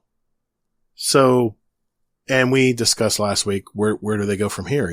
Where do we go from Destiny from here once Frontiers gets here? But that was last week's topic, but it just seems like I'm sitting here looking on Wikipedia, in fact, of all the video game adapted movies out here, and there's only very few that made over $100 million. Lara Croft Tomb Raider in 2001 did very well. Resident Evil did very well. Lara Croft, the follow-up movie, still did pretty good. Resident Evil Apocalypse. So it seems like there's a pattern there. Those movies, they're doing something correctly there where those movies are working. Well, it's because it was Angelina Jolie. Well, true. That's why. Star power. Yeah, but okay. And so let's talk about that. Let's look at the star power that was in Borderlands. It didn't make any damn difference at all. Mm-hmm. But yeah, I mean, I did see those movies as well, but it just seems to me, I'm looking at all of the video game adapted movies here, and they've all fallen short of that $100 million mark, which you face it, that's probably what they're going to spend in all the special effects. And that's usually the typical AAA movie budget now, to make a movie. Now, Prince of Persia, that's a Disney movie. Resident Evil, again, did very well. Resident Evil, man, they just raking in the money. Yeah. And guess who released those movies? Sony Pictures. That's a Capcom game. Need for Speed did pretty good. Warcraft, I don't know how the hell Warcraft made that much money. That was a terrible movie, I thought. I don't know. It wasn't a good movie. As far as, I mean, I played World of Warcraft a long time ago. Now, I wasn't anything special or anything, but the movie had no relation to how I played. Now, that's just my personal experience, but yeah, I'm sure other people have many different experiences. No, like I said, there are some successful movies here, but the majority of them have fallen short of that $100 million mark, which to me seems like it's a missed opportunity. Yeah. But like Uncharted made $400 million lifetime, and this was Sony Interactive Entertainment. Sony's good at doing this, but what if Uncharted was put into a streaming series and we actually know the background, and how this person got into looking for treasure and following all these adventures, Borderlands, by the way, $22 million. That's what they've grossed. So, yeah. That's wow. Lionsgate. That's 2K Games. That, of course, that produce that. But, man, that's Eli Roth. That's one hell of a movie maker right there. It's just sad because it was just a missed opportunity. But Resident Evil, man, I'm looking at the sales figures here. Resident Evil, just, my Lord. So Sony's no stranger to making money on video game adapted series and movies. So, like I said, I was just curious, if Borderlands was done the way that Fallout was done, if this would be a totally different situation. We wouldn't be talking about what a piece of crap movie it was, you know? They tried to cram the whole game into 1 hour and 40 minutes, and that's just hard to do, man. Yeah. I think that doing the Last of Us as far as the series versus the movie of the Borderlands, I enjoyed the series much better. It got me way more engaged to hear about the character build up and the things that the gamers that played the game they have expected, but now you have a new audience that saw the movie, and now those are now going to get intertwined, and that's just revenue in both categories. You're mixing audiences on the same story. Yeah. And another thing too is more and more people are actually discovering video games and consoles and PC gaming. It's more popular than ever now.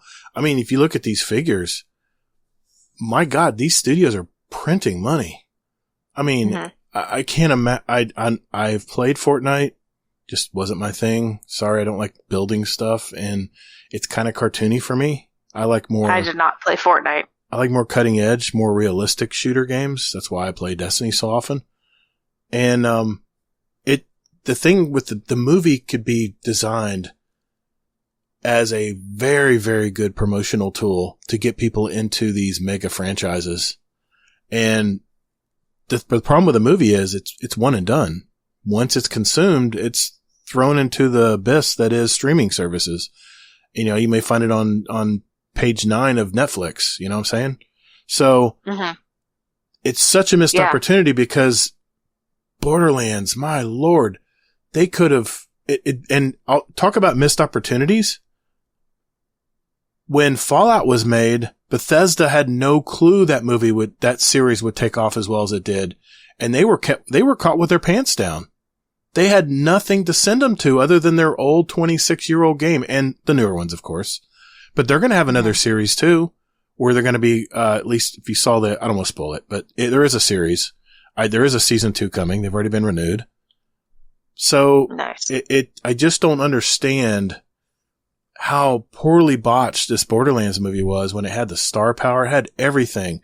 You had all the players in place. I think they said they spent like $115 million in budget for this. I mean, with that talent, they had to spend at least that kind of money for it to do so badly. So that's $100 million loss there. Ugh. That's painful. Mohawk, did you have any comments on any of this? It's funny you mentioned the cast because, they're all fantastic actors and actresses, but I feel like what makes or breaks a movie, even a TV show, is, who they cast. And, I don't want to say I grew up with Ariana Greenblatt, but like I've definitely seen her in some shows that I watched as a kid because I am Gen Z. But like Jamie Lee Curtis, like seeing her in all of the Halloween movies. Oh yeah. And then I haven't watched Borderlands yet. But picturing her as Tannis just doesn't quite make sense to me. It didn't make sense to me either. And it'll be by the way, it's being released on HBO very soon. Just so you know. Yeah. Yeah. For the longest time, Mr. Mohawk was, when we were talking about it, he's like, I don't want to see it. And I kept saying, no, I want to see it. And now that all these things are coming out about it, I'm just like, I can wait. Yeah, I can wait for a little bit. I've only played, the third one. I've only played Borderlands 3 and I loved it. That was like the very first game I got started on my PS4. Yeah. I definitely think that the cast will like make or break a TV show or movie for sure. I mean, When's the last time we saw Walter Goggins in something? Oh, well, okay. He was in Vice Principals with HBO. I think he was when, he was in, Righteous, Gemstones. I mean, he's been in some good series. That's for sure. He's definitely on the radar, but my God, these people print money usually. I mean, I'm sure they got paid, but it just seems, Fallout was so well done, and then the studio didn't have anything to send viewers to other than an old game. And then the opposite happened. Borderlands already had a game plan coming in 2025. Borderlands 4, it's been teased. But they fell so short on making the promotional movie for it to set up the game that it did worse. I mean, I think they have seen a bump in player numbers because I think it's because people wanted to watch the movie from their memory and they wanted to remember what the actual game was about, because there was a lot of stuff that they had creative freedom with when they made it. But Borderlands to me seemed like a really cheesy TV movie to me.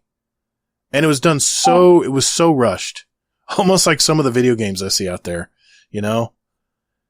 It's like what they thought was going to be a cash grab to, introduce the fourth game, but it fell flat. And it brings me a lot of hope to see that Sony has had so much experience and success with video game adapted movies and series. So gosh, man, can you imagine they start talking about Zavala and Ikora and don't get me wrong, there's been movie, series that have not been done well. Like, if you watch the Halo series, a lot of the longtime gamers, and I didn't play Halo for the record. I played a little bit of it, but not enough to know everything.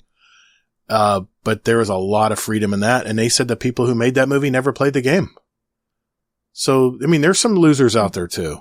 And it didn't get renewed, by the way, after this last season. So, but it just seems like it's such a missed opportunity. And it's just a tale of two different video games, studios, right? Not BioWare. Shoot. The one Todd's ahead of. Oh my God, I'm losing my mind tonight. Whoever made, Fallout, the Fallout series. Bethesda games. They didn't have anything planned. Why would you make a movie or a series that gets people interested in your game and then not have anything to send them to? Yeah, anyway, I'm repeating myself, but like I said, I had to talk about this week because Borderlands was just so poorly executed. So, do you have anything you want to add, Peeps? I watched the Halo show, suppose, Master Cheeks. Yeah, exactly.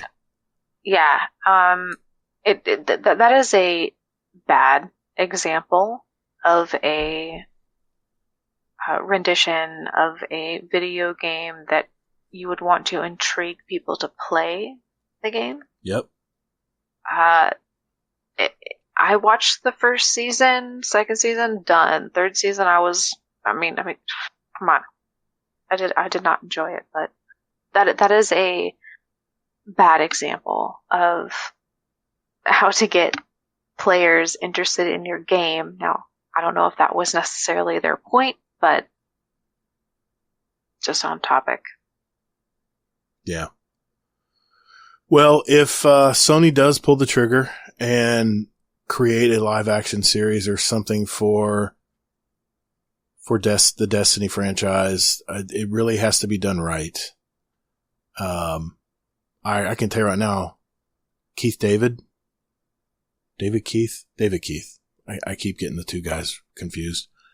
He's such a great actor. He could easily play Zavala and he would nail it. So, and we also know who could play Kate Six. I mean, he's kind of a movie star. So, yeah. So, I mean, the people are in place. It's just a matter of signing them up to do it. Who knows? They may be filming it right now. Yeah, it's like the stuff is there. Yeah. It's just put the puzzle pieces together, put the time and the effort and it's there. Your content is there, your story is there, and that's what the people want to see. And if they see the story, they'll want to play the game because that's how you experience the story. And to add to that, if you had an episode about Zavala, there is a ton of lore about Zavala. It's already been written. Sony, you don't have to go very far. You go to the writers of Bungie. Pull up the lore on Zavala by himself and his past and what he went through and all of that. And you already have the script. You just got to get some screenwriters in there to make it, adapt it for a movie or a video series. It just bogs my mind. And maybe it'll be a missed opportunity that Sony doesn't do anything about. But when they did say that they were wanting to rebrand and improve that new player experience, that gave me my antenna popped up a little bit, because I thought, why would they want to do that unless they're going to drive it with some kind of promotional live action series or something? So anyway, it wasn't a huge topic tonight, but I had to get it off my chest tonight because Borderlands was so bad. It should tell everyone how not to make a video game movie. Anyway, that's all I have to offer there. So, all right. I said my piece. We got our final story, and that's up next. Hey, Guardian. Whenever I listen to my favorite podcasts, there's one thing that annoys me the most. You're really getting into the flow of the conversation when out of nowhere... Are you tired of stains? Do you have grass, dirt, oil, and grease, or even that accidental wine stain? Yikes! Don't put up with stubborn stains ever again. Get Blammo, your one solution for stains. We put this shirt in a tub of motor oil. Surely this is ruined, I say. But not with Blammo. One cap full and presto, no more stains. Get your 1 gallon container today for only $99.99. But wait, what's that? No, say it isn't so. Are you sure? Okay, now just $19.99, but wait, there's more. Now you get this super duper magnifying glass so you can see how quickly these stains disappear. Call now, don't wait. Operators are standing by. Warning, not safe for pets, humans, or any living things on this earth, but call now. Podcast ads really disrupt the natural flow of a great conversation. But thanks to our Patreon community, we don't accept outside advertising or promotion. So sit back and enjoy the show. Oh, and by the way, if you would like to become a part of listener-supported podcasts like this one, go to patreon.com/supportguardiandowncast, or just visit our website at guardiandowncast.com. You'll also have access to over 2 years of audio and video episodes just for our Patreon community. Take care, and later, Guardian.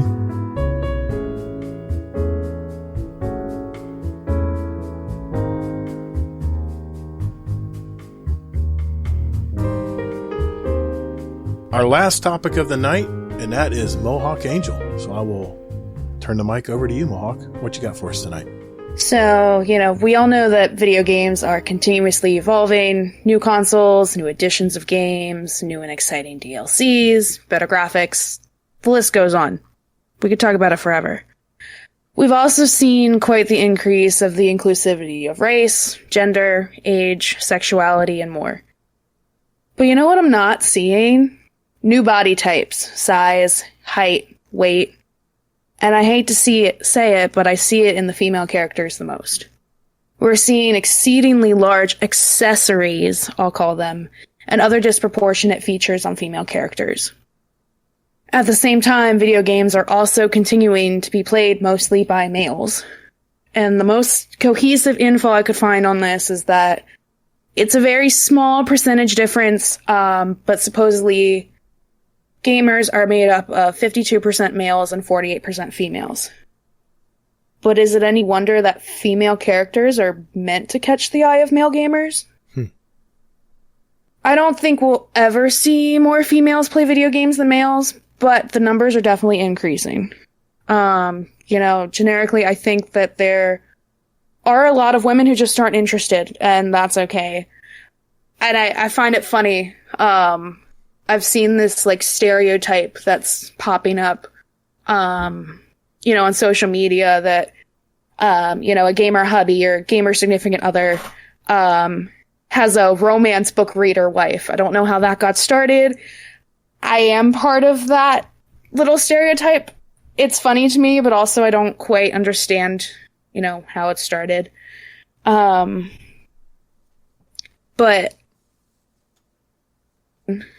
even with the increase of female gamers, I'm hearing males pick on female gamers or tease them or ridicule them for skill. The most memorable moment I have of this, when I first started playing video games, one of my first games was Rainbow Six Siege, and there is, game chat for that. And I hopped in solo one day and, put my mic on without knowing. I was so naive. And just kind of hopped in the chat, and one of the guys was like teasing me to date them, was talking about how they needed to protect me. And my favorite quote is, "Oh, you're pretty good for a girl." And that's not the first time I've heard that. And I know I'm not the only female gamer to hear that. You are not the only one that has ever heard that. Exactly. And so many of the mainstream creators I see are male. And we already talked about this, are women nervous to showcase their skills? Is it, the fear of being ridiculed? Absolutely. One of the first video games that I played online was Call of Duty. And I was maybe 17, 18, 19 range, playing on my Xbox in my parents' basement. And exactly as you said, I put my headset on and here we go. Let's play online. The moment I opened my mouth, it's a different type of experience than maybe even what you men would say a 15-year-old boy would experience. A 17-year-old boy. Oh, these little boys. Oh, these little kids. What about that? Ooh, it's a girl. What about that girl? It's a topic that isn't quite brought up enough as it should. I am now 34 years old. And I still experience social anxiety on gaming platforms. And it's because of being back in that day. It's so the evolution of women being in this industry and playing video games and being more vocal and being more heard about it is very important. That you're not alone. You don't have to be quiet. As I was saying earlier, I don't want to say that I'm a female and I don't want to show my face. Well, that's because of what happened to the video game industry with females, and I'm not the only one. And just like Mohawk said, we're victims of harassment here and there. And it's hard to come out and stand up for it, but we're doing that today. It took me a long time to get back into, in-game chat, and I didn't. I guess my likeness to that game kind of fell off a little bit, not just because of that, but that game gets sweaty real fast. See, I stopped playing that for a little bit. I just got back into it maybe a couple months ago, and I just kind of, do what I can solo. I don't really hop into matches, but yeah, that game in and of itself has its own issues. But we don't need to go into that one. Mm-hmm. At one point I started streaming. I was streaming off of PS4 to YouTube, and I was told in my comments at one point that I was a trash player and that I should never stream or play that game ever again. And I stopped. I stopped streaming. I was like, all right, guess this is not what I'm meant to be doing. It's frustrating. It's very frustrating. Now, whether it's because I'm a female, maybe, I wasn't decent enough to be streaming, but the fact of the matter is, you don't sit and say that to someone. It's still not cool. No, yeah, just putting yourself, just out there, whether you're streaming, whether you're video talking, or I'm sorry, audio talking or video. It just depends on how you present yourself, but telling somebody that they shouldn't be doing what they're doing, I mean, it's just mean to say regardless. I mean, like, if you have nothing nice to say, then don't say anything at all, I suppose. Yeah, there are definitely a few streamers and content creators that, I do find, inspirational in the event that I do want to go back to streaming. Like one of my best friends, her Retribution, she does a bunch of games. She's awesome to watch. I don't know if either of you have heard of Zavaler. She's a big I know her. Destiny 2 streamer. Oh my gosh, I love her She's so good. much. She's a good player. Mm-hmm. Yeah, she's fantastic. And I find both of them so inspirational to, maybe get back into that eventually, whether it's Dead by Daylight, it's Destiny, who knows. Mm-hmm.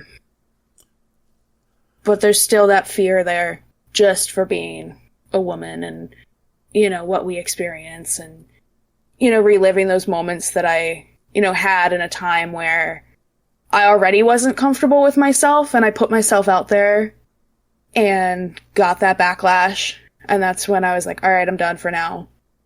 We'll check back in a few years, Yeah, there was that time. Yeah, there was that time where it was a little tough. And I don't know how old you are, but I can relate to a time period that it was a little tough on audio playing Call of Duty. I played some PUBG, and it, the moment you open your mouth, man, you're like, is it? It really is. It's that, ooh, it's a girl. Mm-hmm. Yeah, and I remember that, 15 years ago. And you buy those Turtle Beaches that you can mute. You unplug it and you play the game and you listen and you learn, but you don't talk. And how does that develop a woman gamer if she's just supposed to not talk?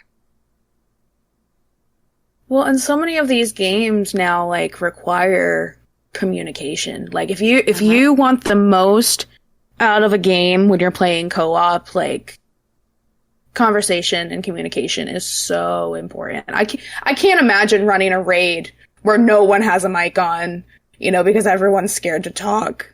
Mm-hmm. That's the entire background of my username. Peepy. Oh, that's right.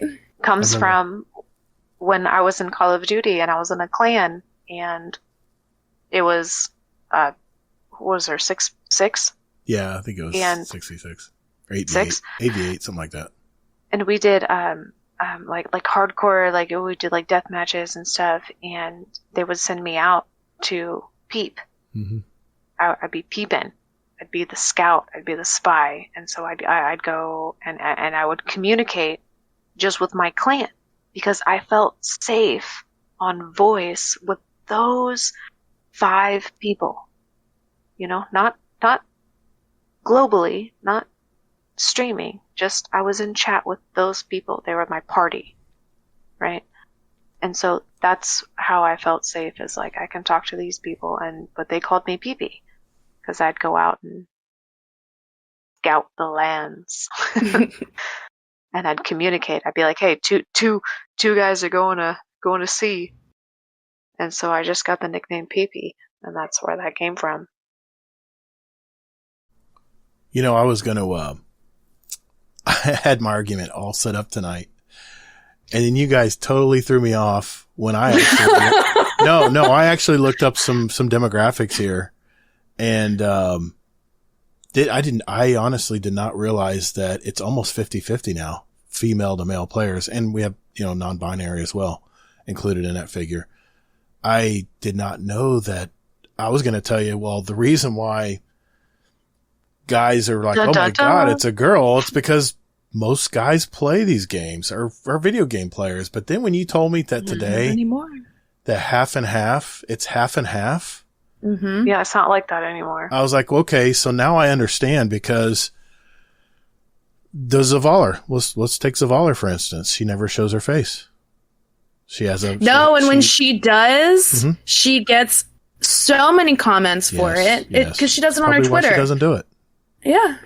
And I know she went to GCX, I think last year. I didn't see her. I wasn't there that day. I was the day after on Saturday when I met some of the community last year. But she was, I think she was taking pictures and stuff with, I think Astacross and some other people that were there. And yeah, I mean, I've gone up against all female clans in Crucible that kick our ass. So I don't think the argument of, well, women and girls can't shoot. They aren't good at this game because they're girls. I don't think that can hold up anymore because, I was just pulled up some stats here of the demographic of first person shooter games. And it says about a third of first person shooter games are between 30 and 39 years old, and another 30% are 20 to 29 years old. And according to Wikipedia, 93% of first person shooter gamers are men and 7% are women. What I want to know is, why is that so diverse? Why is that so imbalanced? Is it because of the male chauvinistic attitude in shooter games? Or is it because they're aggressive? And cause I mean, I talked to my daughter. I'm like, why don't you play Destiny? She goes, I don't like Destiny. I don't like shooter games. I like playing, Sims, and, she plays a lot of indie games that are like puzzle games and stuff. That's what she likes to do because she's an artist. She's very right brain. But yeah, and those are the types of games that I play now. Now, I used to play Call of Duty, and I used to play Halo. I mean, religiously. I mean, I was playing those games all the time. I played League of Legends. I mean, those are things that you have to sign up for. Yeah. I mean, that's a match that you gotta, but as you get a little more mature, you got a little more responsibilities. I think that you get a little more casual. Now, I know you're talking about your daughter here, which is not mature, but no, she's in her late 20s. Well, I mean, yeah, or mid 20s. Okay, well, okay, fair.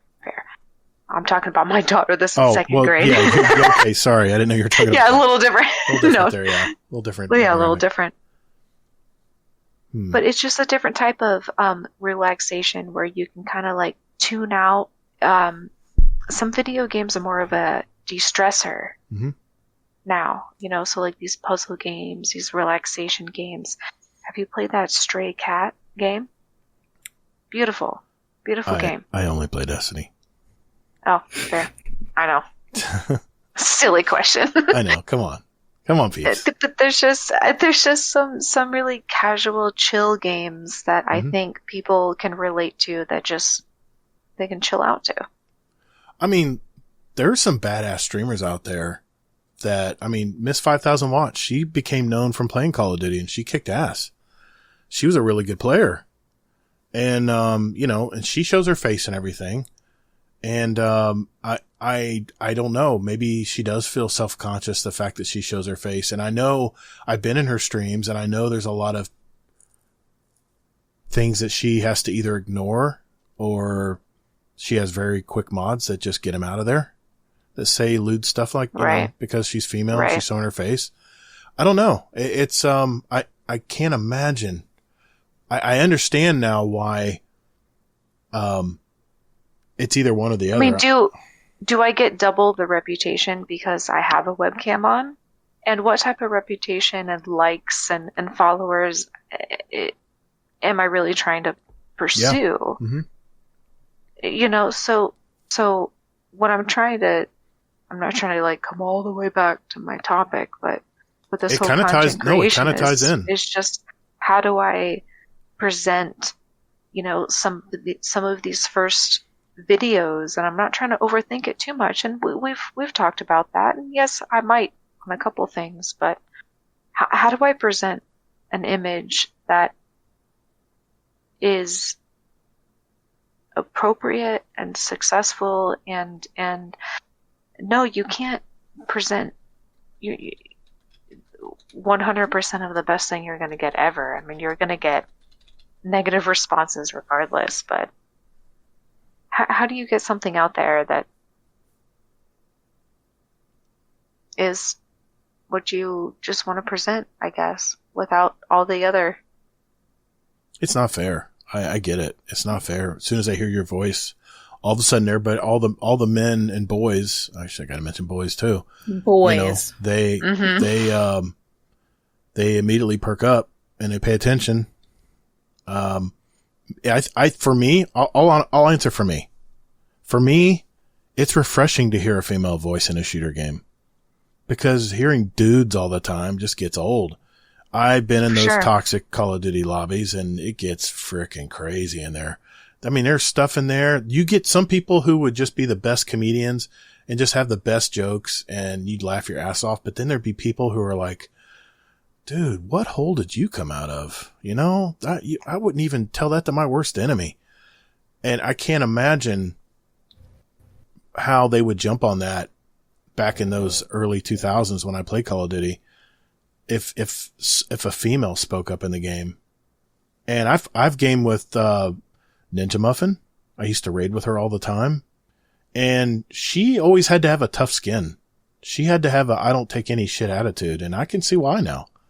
Because, I mean, we were all very good friends. We knew each other. There was a safe place for her to play, but she always didn't take any shit from anybody. And I kind of like that. I kind of like the fact that, you know, she would no problem insulting you for something you did wrong in the game. And I'd throw it right back at her. But I never saw her as a female gamer. I just saw her as a fellow friendly friend, you know, a gaming friend. I guess maybe it has to do with younger men that maybe don't have some life experience under their belt.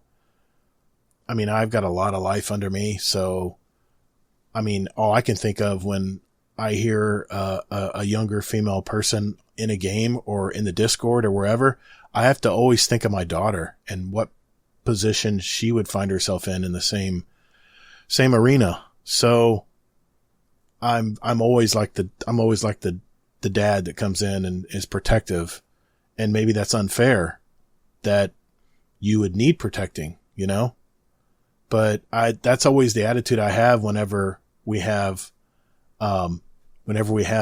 female gamers in our Discord or in our fire team. And I game with Priceless every week. I call her Princess because she is a princess because she dances. But we have a great time in there. And I kind of treat her kind of like she's my daughter, you know, from another part of the state. That's the kind of way I see her, but I wonder how others would see her because she's very innocent and friendly and open. Yeah, but she knows how to kick ass. I've watched her play. Yeah, she's gotten really good. She's fantastic. She has done a lot of our scrims when we had our community scrims, and she would kick butt. She would kick butt. Yeah, we haven't done scrims in a while, but maybe in the future. But yeah, she learned from a lot of our better players in the game, and they taught her a lot. So I wonder if it's just a shooter thing, but you're saying it's not, because if the player base playing video games today is almost split exactly, then why don't more females speak up when they play any video game? I don't know. It's funny. I saw a video on Instagram that was like, oh, if your girlfriend plays any of these 4 games, you know, wife her up. And it was Sims and Stardew and Animal Crossing and one other one that's like super casual stuff. And I made a comment. I was like, I play Fortnite and Rainbow Six Siege and Dead by Daylight and Destiny. And like, where do I fit in? You know, it was so funny to me because is that what's anticipated now of female gamers, is that they're playing the casual things? I guess so. If, you know, it's only 7% of the first person shooter players who are women. You know, I guess that's now just the stereotype, the expectation. And why? Yeah. Why does it have to be that way? I don't get it. I've only ever played, looter shooters and first person shooters, and now Dead by Daylight is its own thing. But I have also gotten, messages after a game on Dead by Daylight of, oh, you're trash, or, some terrible things that have been said to me because I make a mistake. Yeah, that's just gaming, period. Yeah, I don't know if younger girls that are 15 to 20 are playing video games. I have no idea. Are they? I was trying to look at the demographics for Destiny, and that's unfortunately that's. I mean, video games just like in general. Yeah, I'm 23, so I mean, I'm looking at. I'm 34, and so when I was 20, I was like 20. That's during like that Call of Duty, like it was kind of a. I don't know if it's just a different time period here, but well, I just looked up the demographics for video game players. 20% of players are under 18. 38% are between 18 and 34. 14% are between 35 and 44. 12% are between 45 and 54. 9% are between 55 and 64. And there you are. 7% and 7% are 65 or older. The average age of a female gamer is 44, and the average age of the male gamer is 35. Wow. That's an interesting, yeah. okay, so yeah, so my point is that younger girls, younger women are not getting involved in the video games because, as your demographic just said, the majority of the women are older that are playing games. 53% of players identify as male, 46% identifies female, and 1% identifies non-binary or prefer not to identify. And I can understand that statement right there too. So. And they're older than 30 for the women, and maybe it's because women have to deal with having children earlier in their life. And that too. That doesn't even go for gaming. That goes for everything. And that's been a thing for a long time. But maybe that's the reason why female players their average age is 44, because now that their kids have grown up a little bit, now they're coming back to playing games that they've always wanted to play, but maybe didn't have the time. It may be a weak argument there, because I know when my kids were born, I still played video games, and my wife, she likes to read. She doesn't really like video games. If she does, it's like puzzle games or crosswords or very cerebral games. That's what she flocks to. And I tried to teach her how to play Destiny one time, and she was so frustrated. She didn't last but in maybe an hour. I never could get her to come back and play again. Hey, that's how I was when I first started, though. But she had no interest. I mean, she was so turned off by it, of a shooter game, first person shooter game, that she just never came back. But I'm wondering if, I don't know that it's hard to explain why the age of female gamers is 44 and the males is almost 10 years less. Because I don't think younger women are playing. What do you think that is? Games. Because I think they're intimidated, like I said earlier. That or they're just not being exposed to it. I mean, I had a PS2 growing up, and the games that I played on it, I played Crash Bandicoot, and I played a Strawberry Shortcake game. And I did not touch video games again, other than, Wii Sports and things like that. But those don't count. I did not pick up a video game until I was 18 years old. That's when I met my now husband. Mm-hmm. And we had met right before COVID happened, and he got me a PS4 for Valentine's Day. And thank God I had that, because that's how he and I spent our time when we couldn't be together, was gaming. And, I feel that maybe the younger generations, especially females, are just not being exposed to it. I don't think they're getting exposed to it in the proper ways. I think that the 14-year-olds and 13-year-olds that are introduced to video games are like, oh, like it's still very boy-based, and the girls that play video games are almost even worse off than what it was 15 years ago. I mean, because now everything's online, everything's instant, everything's,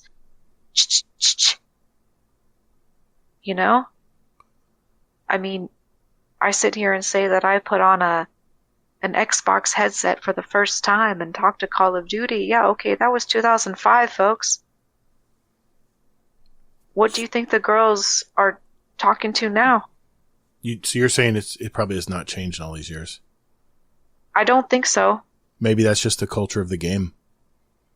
I don't know, maybe that's No, I don't know that for sure. Like, I don't have facts of young girls and their experiences with online, video game chats. I don't have those facts, but it doesn't seem like it's getting any. Yeah. Well, let's look at the new free-to-play game, the First Transcendent, I think it's called. The number one skin that everybody bought is this bunny character because it has big boobs and a big butt and it flops around as they run around. Mm-hmm. What do you guys think about that stuff? Because obviously it's selling because it's their hottest skin right now. I think it was like 40 something bucks. I mean, I can't imagine spending that on that alone, but the fact that see, I always ask this of my friends. I'm not going to call out anybody here, but I'll say, why is your guardian female? And they'll say, because I like to see its butt when I'm walking. I'm like, yep. Really, dude? Really? Oh, yeah. That's like 80% of the answers. Mm-hmm. But here's the thing. That's something I haven't heard yet. When I play a video game, there's no way in hell I'll ever make a female character because I want to pretend like it's myself playing the game. I want to transport myself and my gender into my character because I want the character to represent what I'm doing in the game. I never understood why people pick female characters, but whatever. But I don't know. What do you guys, the one thing I've noticed, I've gamed forever. The one thing I've noticed is that there are more female protagonists in games these days. There's more games that include a female hero or image or lead character in a game. I mean, do you think that has been a change for the better, or do you think it's never changed? It's the same. What games am I missing out on? Because the only ones that, funny as I'm thinking of this, I'm like, oh, I know Lara Croft, and I know the girl from Horizon Zero, and that's it. Well, funny you should ask, 'cause I looked it up. From Game Rant, they have 18 games that have female protagonists that are coming. That are not. Some of them may be here right now, but there's a role puzzling adventure game called Arranger. There is a Assassin's Creed Shadows that has an actual ninja in feudal Japan that is a female character. Clockwork Revolution is coming sometime in 2024. That a heroine fights tyranny with time travel. There's a Fable. A new heroine arises in this classic fantasy world. There is Flintlock, Siege of Dawn, a protagonist who wields guns against gods, and she's female. Grand Theft Auto 6.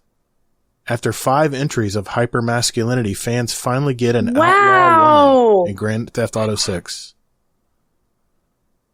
She looks like someone I wouldn't want to mess with. Harmonium, the musical. I can't even give that one credit because look at us. We put our big girl pants on. Lego Horizons Adventures. Sorry, I don't play that game either. Life is Strange, Double Exposure. Max is back and she has access to new powers. Judas follows a rebel training, tackling matters into her own hands.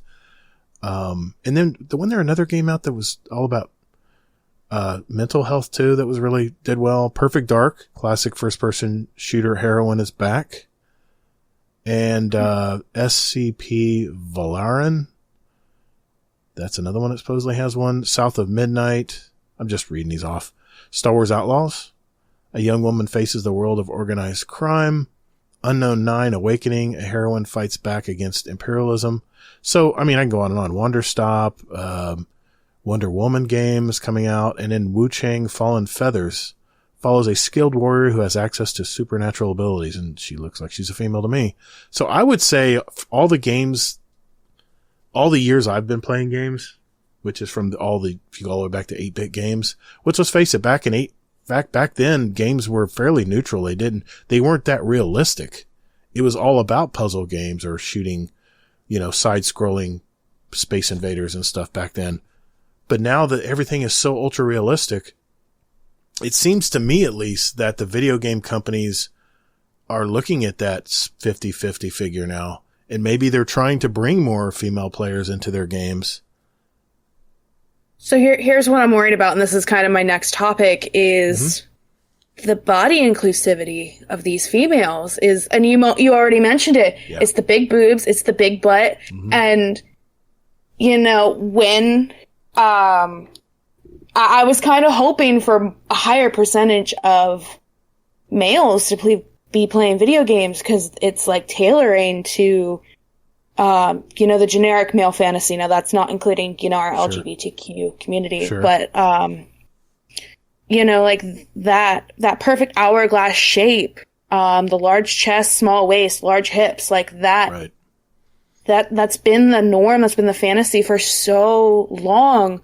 At the same time, we're even seeing, like, male characters in games haven't changed either. It's, they're always portrayed as strong, muscular, chiseled, fit, whatever. And we're missing out on the body inclusivity now.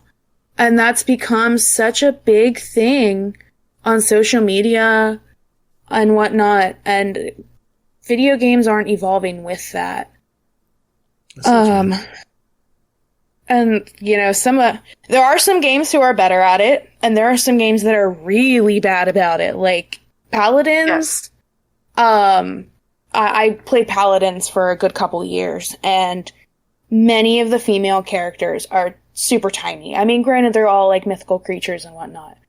But, and Peepy and I talked about this before of, like, our female armor doesn't cover the way that men's armor does in a video game either, unless you're some, like, tanky frontline whatever in a battle royale. They're not. Yeah, let me get a band-aid for my knee. Right? Or short shorts. Yeah. I always wondered that. I'm like, I understand the curves, because it's a female body type. It's different body shape than a man's. And I see that in the Destiny characters, and I think they've done a good job on that. Destiny's fine. Yeah. They've been really good at inclusion on that. But I've seen some games where I'm like, why is there bare skin on this? Should have armor all over her? Why does she have short shorts on again? Does she have to be super flexible or something? Is there something I'm missing here? I always kind of laugh at it. Say that I do think that some women find other women beautiful. Oh, absolutely. In general. Sure. Like I can look at a woman and say, oh, she's pretty or she's beautiful, And so if I were to pick a female character in a video game that, let's say, only had female characters, I would probably make this woman beautiful to my eyes. Sure. Okay? Now, that's coming from a woman's standpoint. But let's make these options available for the woman's standpoint. Because not all of the people that play your video game want to see the hourglass and the big and the big and the big bunny ears and the bikini shooting aliens. Make it an outfit. Okay, sure, I guess. Yeah. Make it a skin. Make it a something. It's just laughable. I just laughed at when I saw that. It's like, gee whiz, but we don't have those types of LOL outfits for men. Nope. I don't think so. I don't see many. Where's those True. Where's those banana pants? Yep. The banana those hammocks, yep. Yeah. Where's those elephant shorts? Exactly. Well, Yeah, the other thing that would be that bothers LOL. me. So I get it. The other thing that bothers me about female characters is like what they call jiggle physics. You know, where like Yes. their butt bounces a little bit, their boobs bounce a little bit, and like, why do we need that? I don't understand that at all. Yeah, I get it. I think you know why the jiggle physics are in there, because Well, yeah. I think It sells. some of the people it sells, and sex does sell. And also, do you think a female made that character? I don't think No. so. I think a male made that No, character. not. Yeah, the people that created these characters Yeah. created a character, right? They presented it to somebody that said, "Hey, make it do this Mhm. because that's what's going to make more money." Mhm.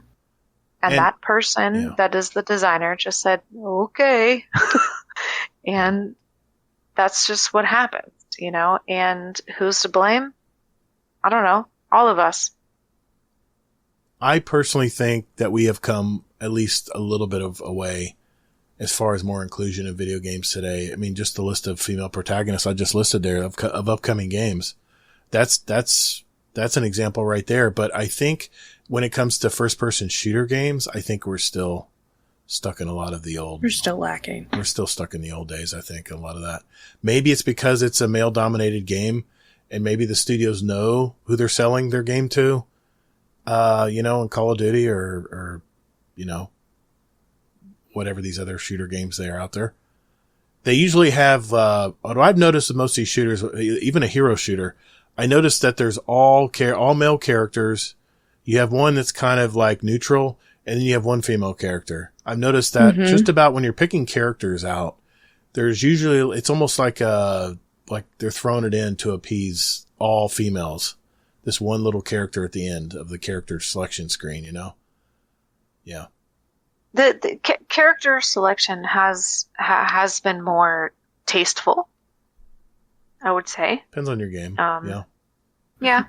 It in general, I would say. I mean, I don't play a ton of games, but at least before, I mean, sometimes it was just the male character, you know. Well, It's like, Destiny and Elden Ring, you get the same armor whether you're male or female, and that's that, you know. Mm-hmm. Yep. I mean, the body types are smaller for females. You look at a female Titan and a male Titan, and it's night and day difference. You can definitely tell it's a female body type. I only play Warlock. I wouldn't know. Thank you. I knew I liked you. Wow. Yeah, it's exactly. Yeah, and that's because I'm a hunter, for life. Yeah, hunters got some badass outfits. I gotta admit, man, they got some badass armor. You can tell. You can tell. Us warlocks, we have to work a little bit more at it, you know? Yeah. Our cloth robes don't quite shine as much as the Titan armor does, so we have to improvise. We have to really go through our shaders a lot more to find the one that makes us look badass, you know? But I do my pretty walk, and then I go invisible. Yeah, there you go. Well, just for the record, just so you know, Miss 5,000 Watts, she does main hunter as well. So she loves to go invisible too. So, yes, it's a good topic, and maybe it's one we'll expand on down the road. But thanks, Mohawk, for bringing that to our attention tonight. Yeah, that was a good topic. I don't think we've had that on the roundtable before, so I appreciate you bringing it to the roundtable. I know it might be a little bit controversial, maybe a little bit. Some people may not agree with it, and there's some hesitation. Yeah, but the main reason I have the roundtable is to create the conversation. So, all of you in the Discord on Monday morning or Tuesday morning, let us know what you think. I cannot wait for the feedback. I'm curious the feedback as well. So maybe people will just agree. I don't know. We'll have to see come next week when the show. I have one other question though. Go ahead. One other question I really wanted to ask. Where do we draw the line between our video game fantasies and including the reality that we now have of body inclusivity, gender inclusivity, etc. I think... I honestly don't know. I think I think we draw the line of like where it doesn't make sense. You know, you don't want, a scrawny, thin-looking character to be playing a tanky character. And like, I'm gonna go back to Lara Croft because that's like the biggest female heroine I know. She's got a fit and healthy looking body because that's who she needs to portray. Right. And we only know that because she only wears 20% of the clothing that she wears. Yes, that's true. Sex sells. Yeah. I have been a Lara Croft fan my entire life. I watched my dad play Lara Croft 1 on the computer, and I dressed up as her when I was 10. See, but you know what's funny? I'm 23 years old, and I did not know about the boxy graphics until just a couple months ago. And I think it's the funniest thing. Yeah. I honestly don't know. I don't know how to answer that question. I'll be honest, because it probably hasn't come to my mind. Something I probably haven't thought of, but I'll have to think on that.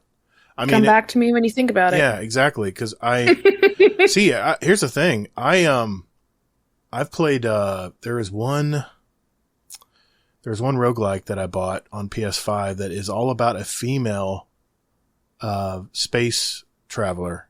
And she's the only character in the game, and it's a roguelike game where you're fighting, aliens and monsters and stuff. And I never even fazed me that because she was female, I didn't want to play her. I didn't want to play that character. And this brings me to my point. And there's been a lot of stink about this. I think there's some industries that should know their audience better. And the one topic that came to mind when we talked about female inclusion in video games, well, I want to just throw this out to movie culture and Star Wars. Right now, there's a tug-of-war with Kathleen Kennedy where she's trying to create stories around more women in the Star Wars saga. And there's a lot of men who are fighting back about this. And my take on the Acolyte was not was a one-time deal. It got canceled. But I don't think it was hear me out. I don't think it was because and I said this in some of my past shows.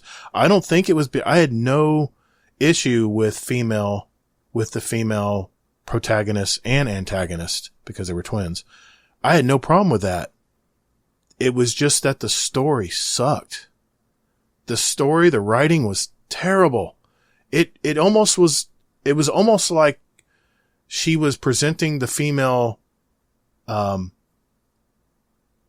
force power of these two twins just to say, hey, look, females can have powers too. I'm like, yeah, that's great, but what's the story about? Talked about a coven of witches and, something I never even knew was in the Star Wars series. But I looked up what are the demographics for Star Wars? What's the demographics for Star Wars? And Star Wars fans are generally older and more male dominated than Marvel's fans. Many Star Wars titles have a male audience share of 70% or more. This is partly due to the demographics of the original trilogy, which also contributes to Star Wars' older audience. I have heard arguments from a lot of men my age or around my age that hate that Kathleen Kennedy is trying to push the female agenda into the Star Wars canon. And some of the arguments have been how they've almost throwing like older characters to give the females some credence, like throwing in a past character that male people who watch the Star Wars series remember, and somehow bringing that character into this female-dominated storyline somehow makes that better. The problem I have is that so far the female stories in the Star Wars saga have been so poorly written. And I almost wonder if it's because of trying to push the female image into the Star Wars saga versus let's create a decent story behind the female character. I mean, I don't know if you guys are Star Wars fans or not. Funny enough, I have never... This might be more controversial than my topic itself. Really? I have never seen any bit of Star Wars, and I really don't have an interest in it. Oh. Peeps, are you a Star Wars fan? Maybe I'm not your favorite anymore. No. That's not good or bad. It just makes sense. I have watched some. I mean, I am not I don't know too much about it, but I understand what you're saying about bringing in the female character and trying to make that the forefront, and if that was executed properly. Right. And don't get me wrong, I understand why Kathleen Kennedy is trying to present female characters, because she wants little girls out there to see the female characters in the Star Wars series, because they have to be thinking about their new generation of fans coming up, right? I totally get the strategy. It's just my problem is that getting in the way of creating a good storyline behind the female character? That's where I have a problem. I mean, my daughter, when she watched the Star Wars, she put her hair up in the little buns on the sides of her ears, you know, and but then she said that I'm Rey. You know, I thought she was gonna say that I'm Princess Leia. Yeah, that's what I was you know, thinking. But she said that I'm Rey, and because she, you know, twirled little hairs down in front of her ears, and and I think that it's nice that my 7-year-old is relating to a character that is strong, and I mean, she doesn't relate anything negative from this female character in Star Wars. I thought she was badass. Yeah. The story around her was good. But the latest Acolyte story was just so poorly done. And people think, well, all the haters out there are like, well, that's because all these old farts are trying to cancel this culture of female characters in the game. And it's not that. It was just a terrible show. To me, this is my opinion as an old fart. I thought it was just a terrible show. Every episode, they got less people watching it because the story just didn't make sense. It was just poorly written. But I could see how people would identify that as, oh, the old guard, the old farts, or this old guard of Star Wars is trying to keep the females down. I thought Rey was badass in the Star Wars trilogy, in the trilogy. I did too. The older films, the newer films. But I just had to mention that because we're talking about female into gaming, females being introduced more and more represented in gaming. And I understand the body. Well, she also wasn't running around in. She wasn't girly. She wasn't girly. She wasn't running around in little shorts with her nails done and her little fake eyelashes. Like, I mean, she was running around like a warrior that any human is capable of doing. And then let's flash back to the early Star Wars movies. Princess Leia was all about sex. It was all about her sexual appeal and how beautiful she was. And, you know, when she had her chain around her neck, you know, on the slave ship with Jabba. With Jabba the Hutt. I mean, my God, she was like half naked on that movie, on that movie. And then you got to wonder, that's the old guard. That's the old guard, but I think things have changed. It's just old fantasy, you know, but it still resonates, you know, because it's such a fantasy, like the sci-fi fantasy. Yeah. I guess is what we see a lot, you know, like in video games is sci-fi fantasy, which is just exaggerated anything. I need to look this up because there was one series that Disney came out with,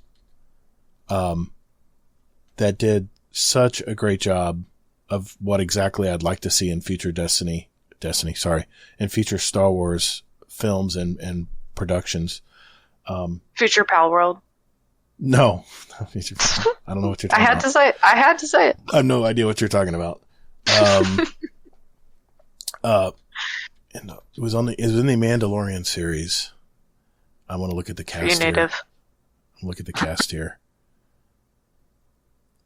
I mean, there's a lot of female cast in here, but the one I'm thinking of here, I'm trying to find her because she was so badass in this film. She actually played in some other science fiction movies as well. I'll find her. Hold on. Katie Sackhoff. You know who I'm talking about. She played Bo-Katan, the Kreese family line of bounty hunters in the Mandalorian, in the family of the Mandalorians. And I thought her part worked so well with the Mandalorian story. Even though the male character even the main character was male, the fact that they integrated these other female characters into the movie or into the series, that is the way I think it should be done. I know Pedro Pascal was the main, the main protagonist in the movie, the series, but there were a lot of other female characters that were introduced, like Ming-Na Wen. I mentioned Katie Sackhoff, Deborah Chow. Yeah, no, Katie was Mercedes good. Vernado. I mean, I'm still looking in here, and yes, there's a lot of male characters. Yes, there definitely is. But there are a lot of female characters in here too. This is the way The Mandalorian is, I think, is an ideal way that future Star Wars content should be made. I really, when I first saw Acolyte, I thought, oh, okay, this should be pretty cool. And I really never had an issue with the female aspect of the characters. It was just the storyline just did not make sense to me. It was almost like they were just making it up on the fly. So, which, as a somewhat new Destiny player, the storyline could be made into a series that we mentioned this earlier. Like, it ties right in. I know. There's so much content. Destiny is probably years. Destiny's very good of integrating all the sexes into their storyline. You know, Ikora, I think, is still the most badass person in the tower right now. I wouldn't want to cross her. What a cool name! Yeah, Ikora. Yeah. Yeah, what a cool she's the name. head of the Warlocks in general. Yeah, exactly. So anyway, I just wanted to mention that because that was in my notes here. But anything you wanted to close on, Mohawk, before we move on? I'm all right. I love listening to y'all talk. Okay. Well, I want to make sure you got all your points out. It was a good topic. I'm good. Thank you. That was a good topic. I think that was a long time coming that we talked about, some of the female aspects of video games and all that stuff. So yeah, good topic. All right. I'm so excited for the feedback. Go women. I feel like we really represented something, and I feel really good about it.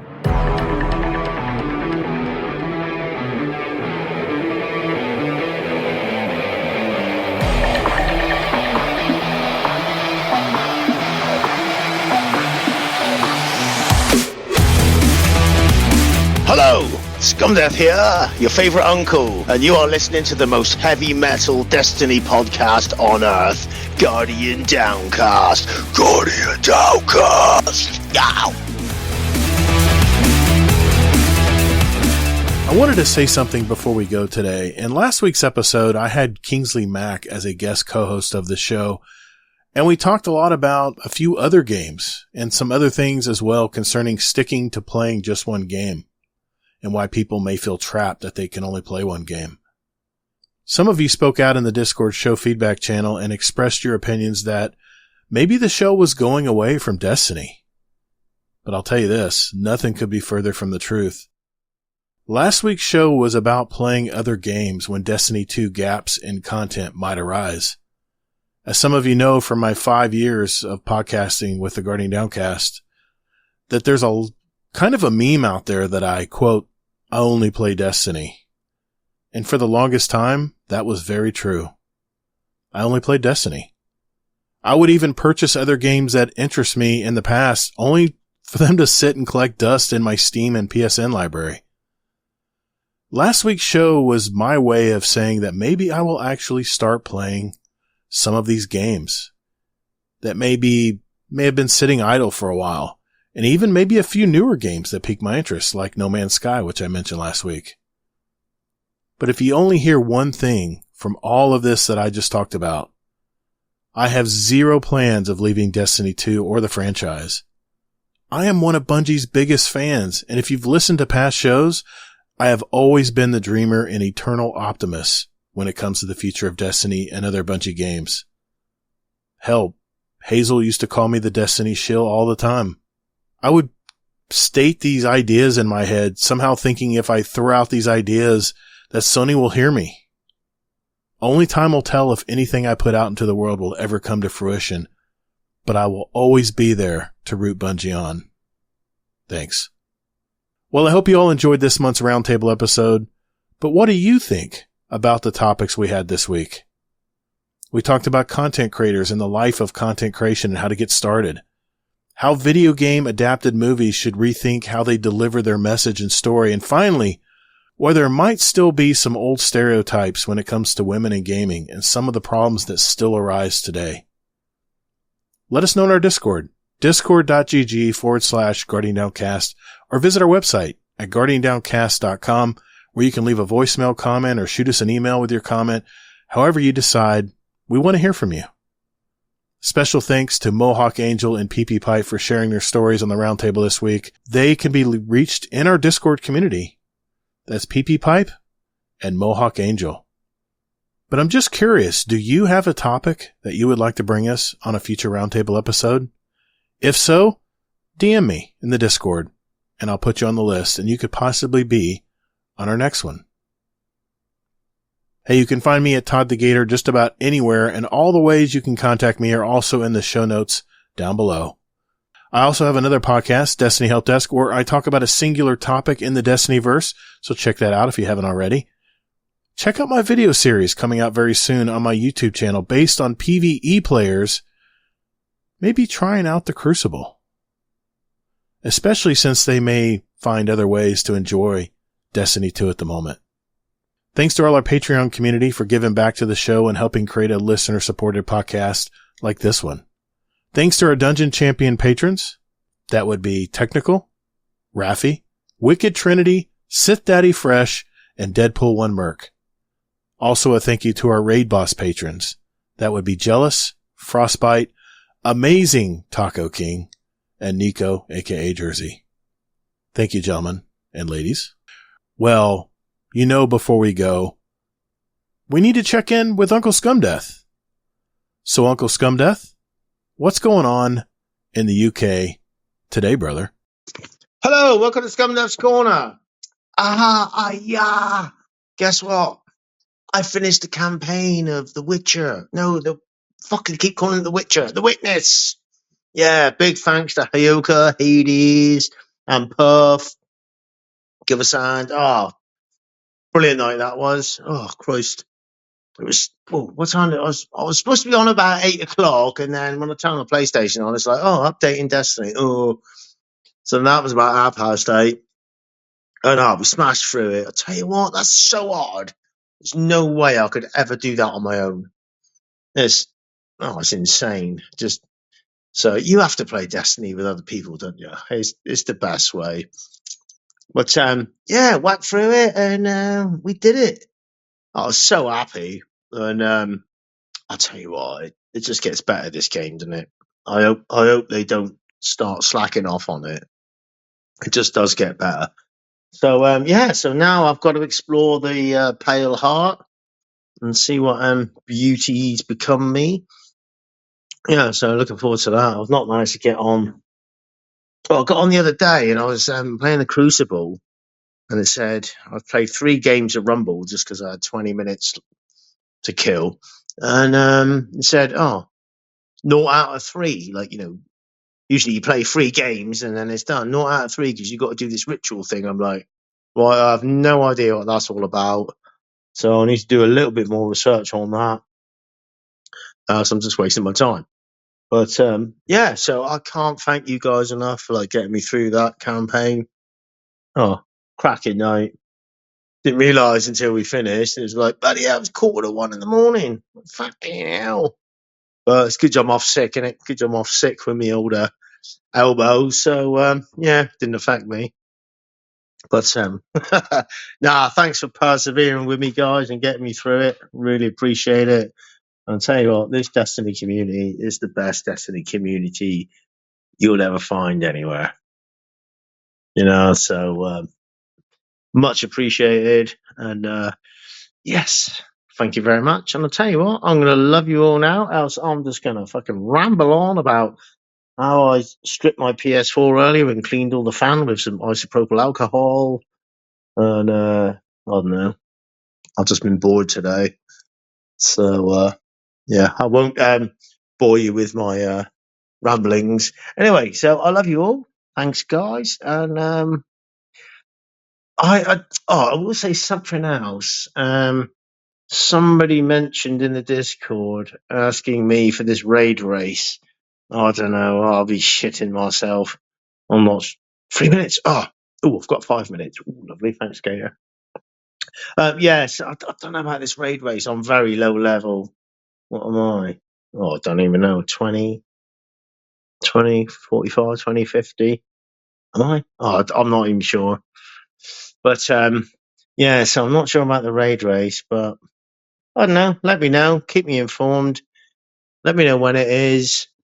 DM me. Private message me. And I'll see if I can work it out. But, yeah, I don't know. Anyway, but I'm right up for some more Destiny chaps and chapesses. So I'll love you, leave you. I'll stop rambling. And love you all. Bye. Yo. Remember, we're Guardian Downcast, your stories, your community, your destiny. And be good to your fellow Guardians in the Destinyverse. Guardians are measured by their ability to come back from defeat. So stand. Fight! Thank you all so much for listening. And later, Guardian.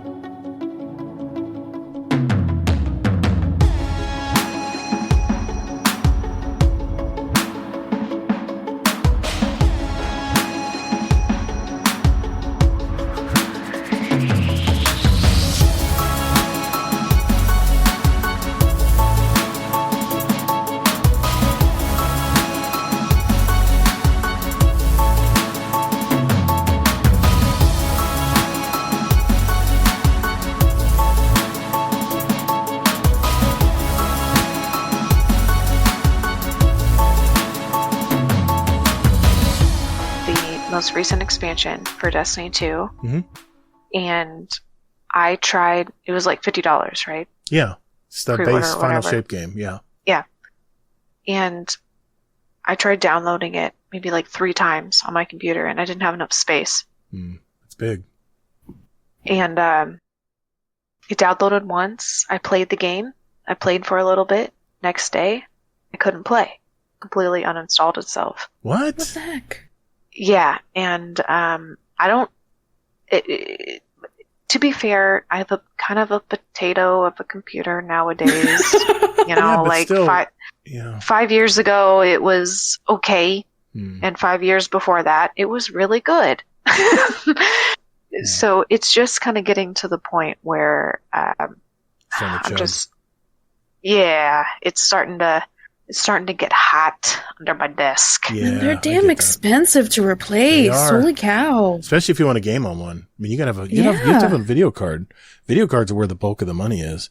I mean, I've got a 3080 right now on mine, and it's already almost obsolete. I mean, don't get me wrong, I can play any video game on max settings probably, but like that new Wukong, Black Myth Wukong, I don't know if it would handle it on ultra settings, but and let's face it, you're playing on PC because you want to play on the best settings, right? But and my PC was actually a really cool story where it came from. Really? Where'd it come from? Yeah, Discord built it. What? They built it for you? Mm-hmm. Oh, that's pretty cool. Nice. And there's parts from Canada and Denmark.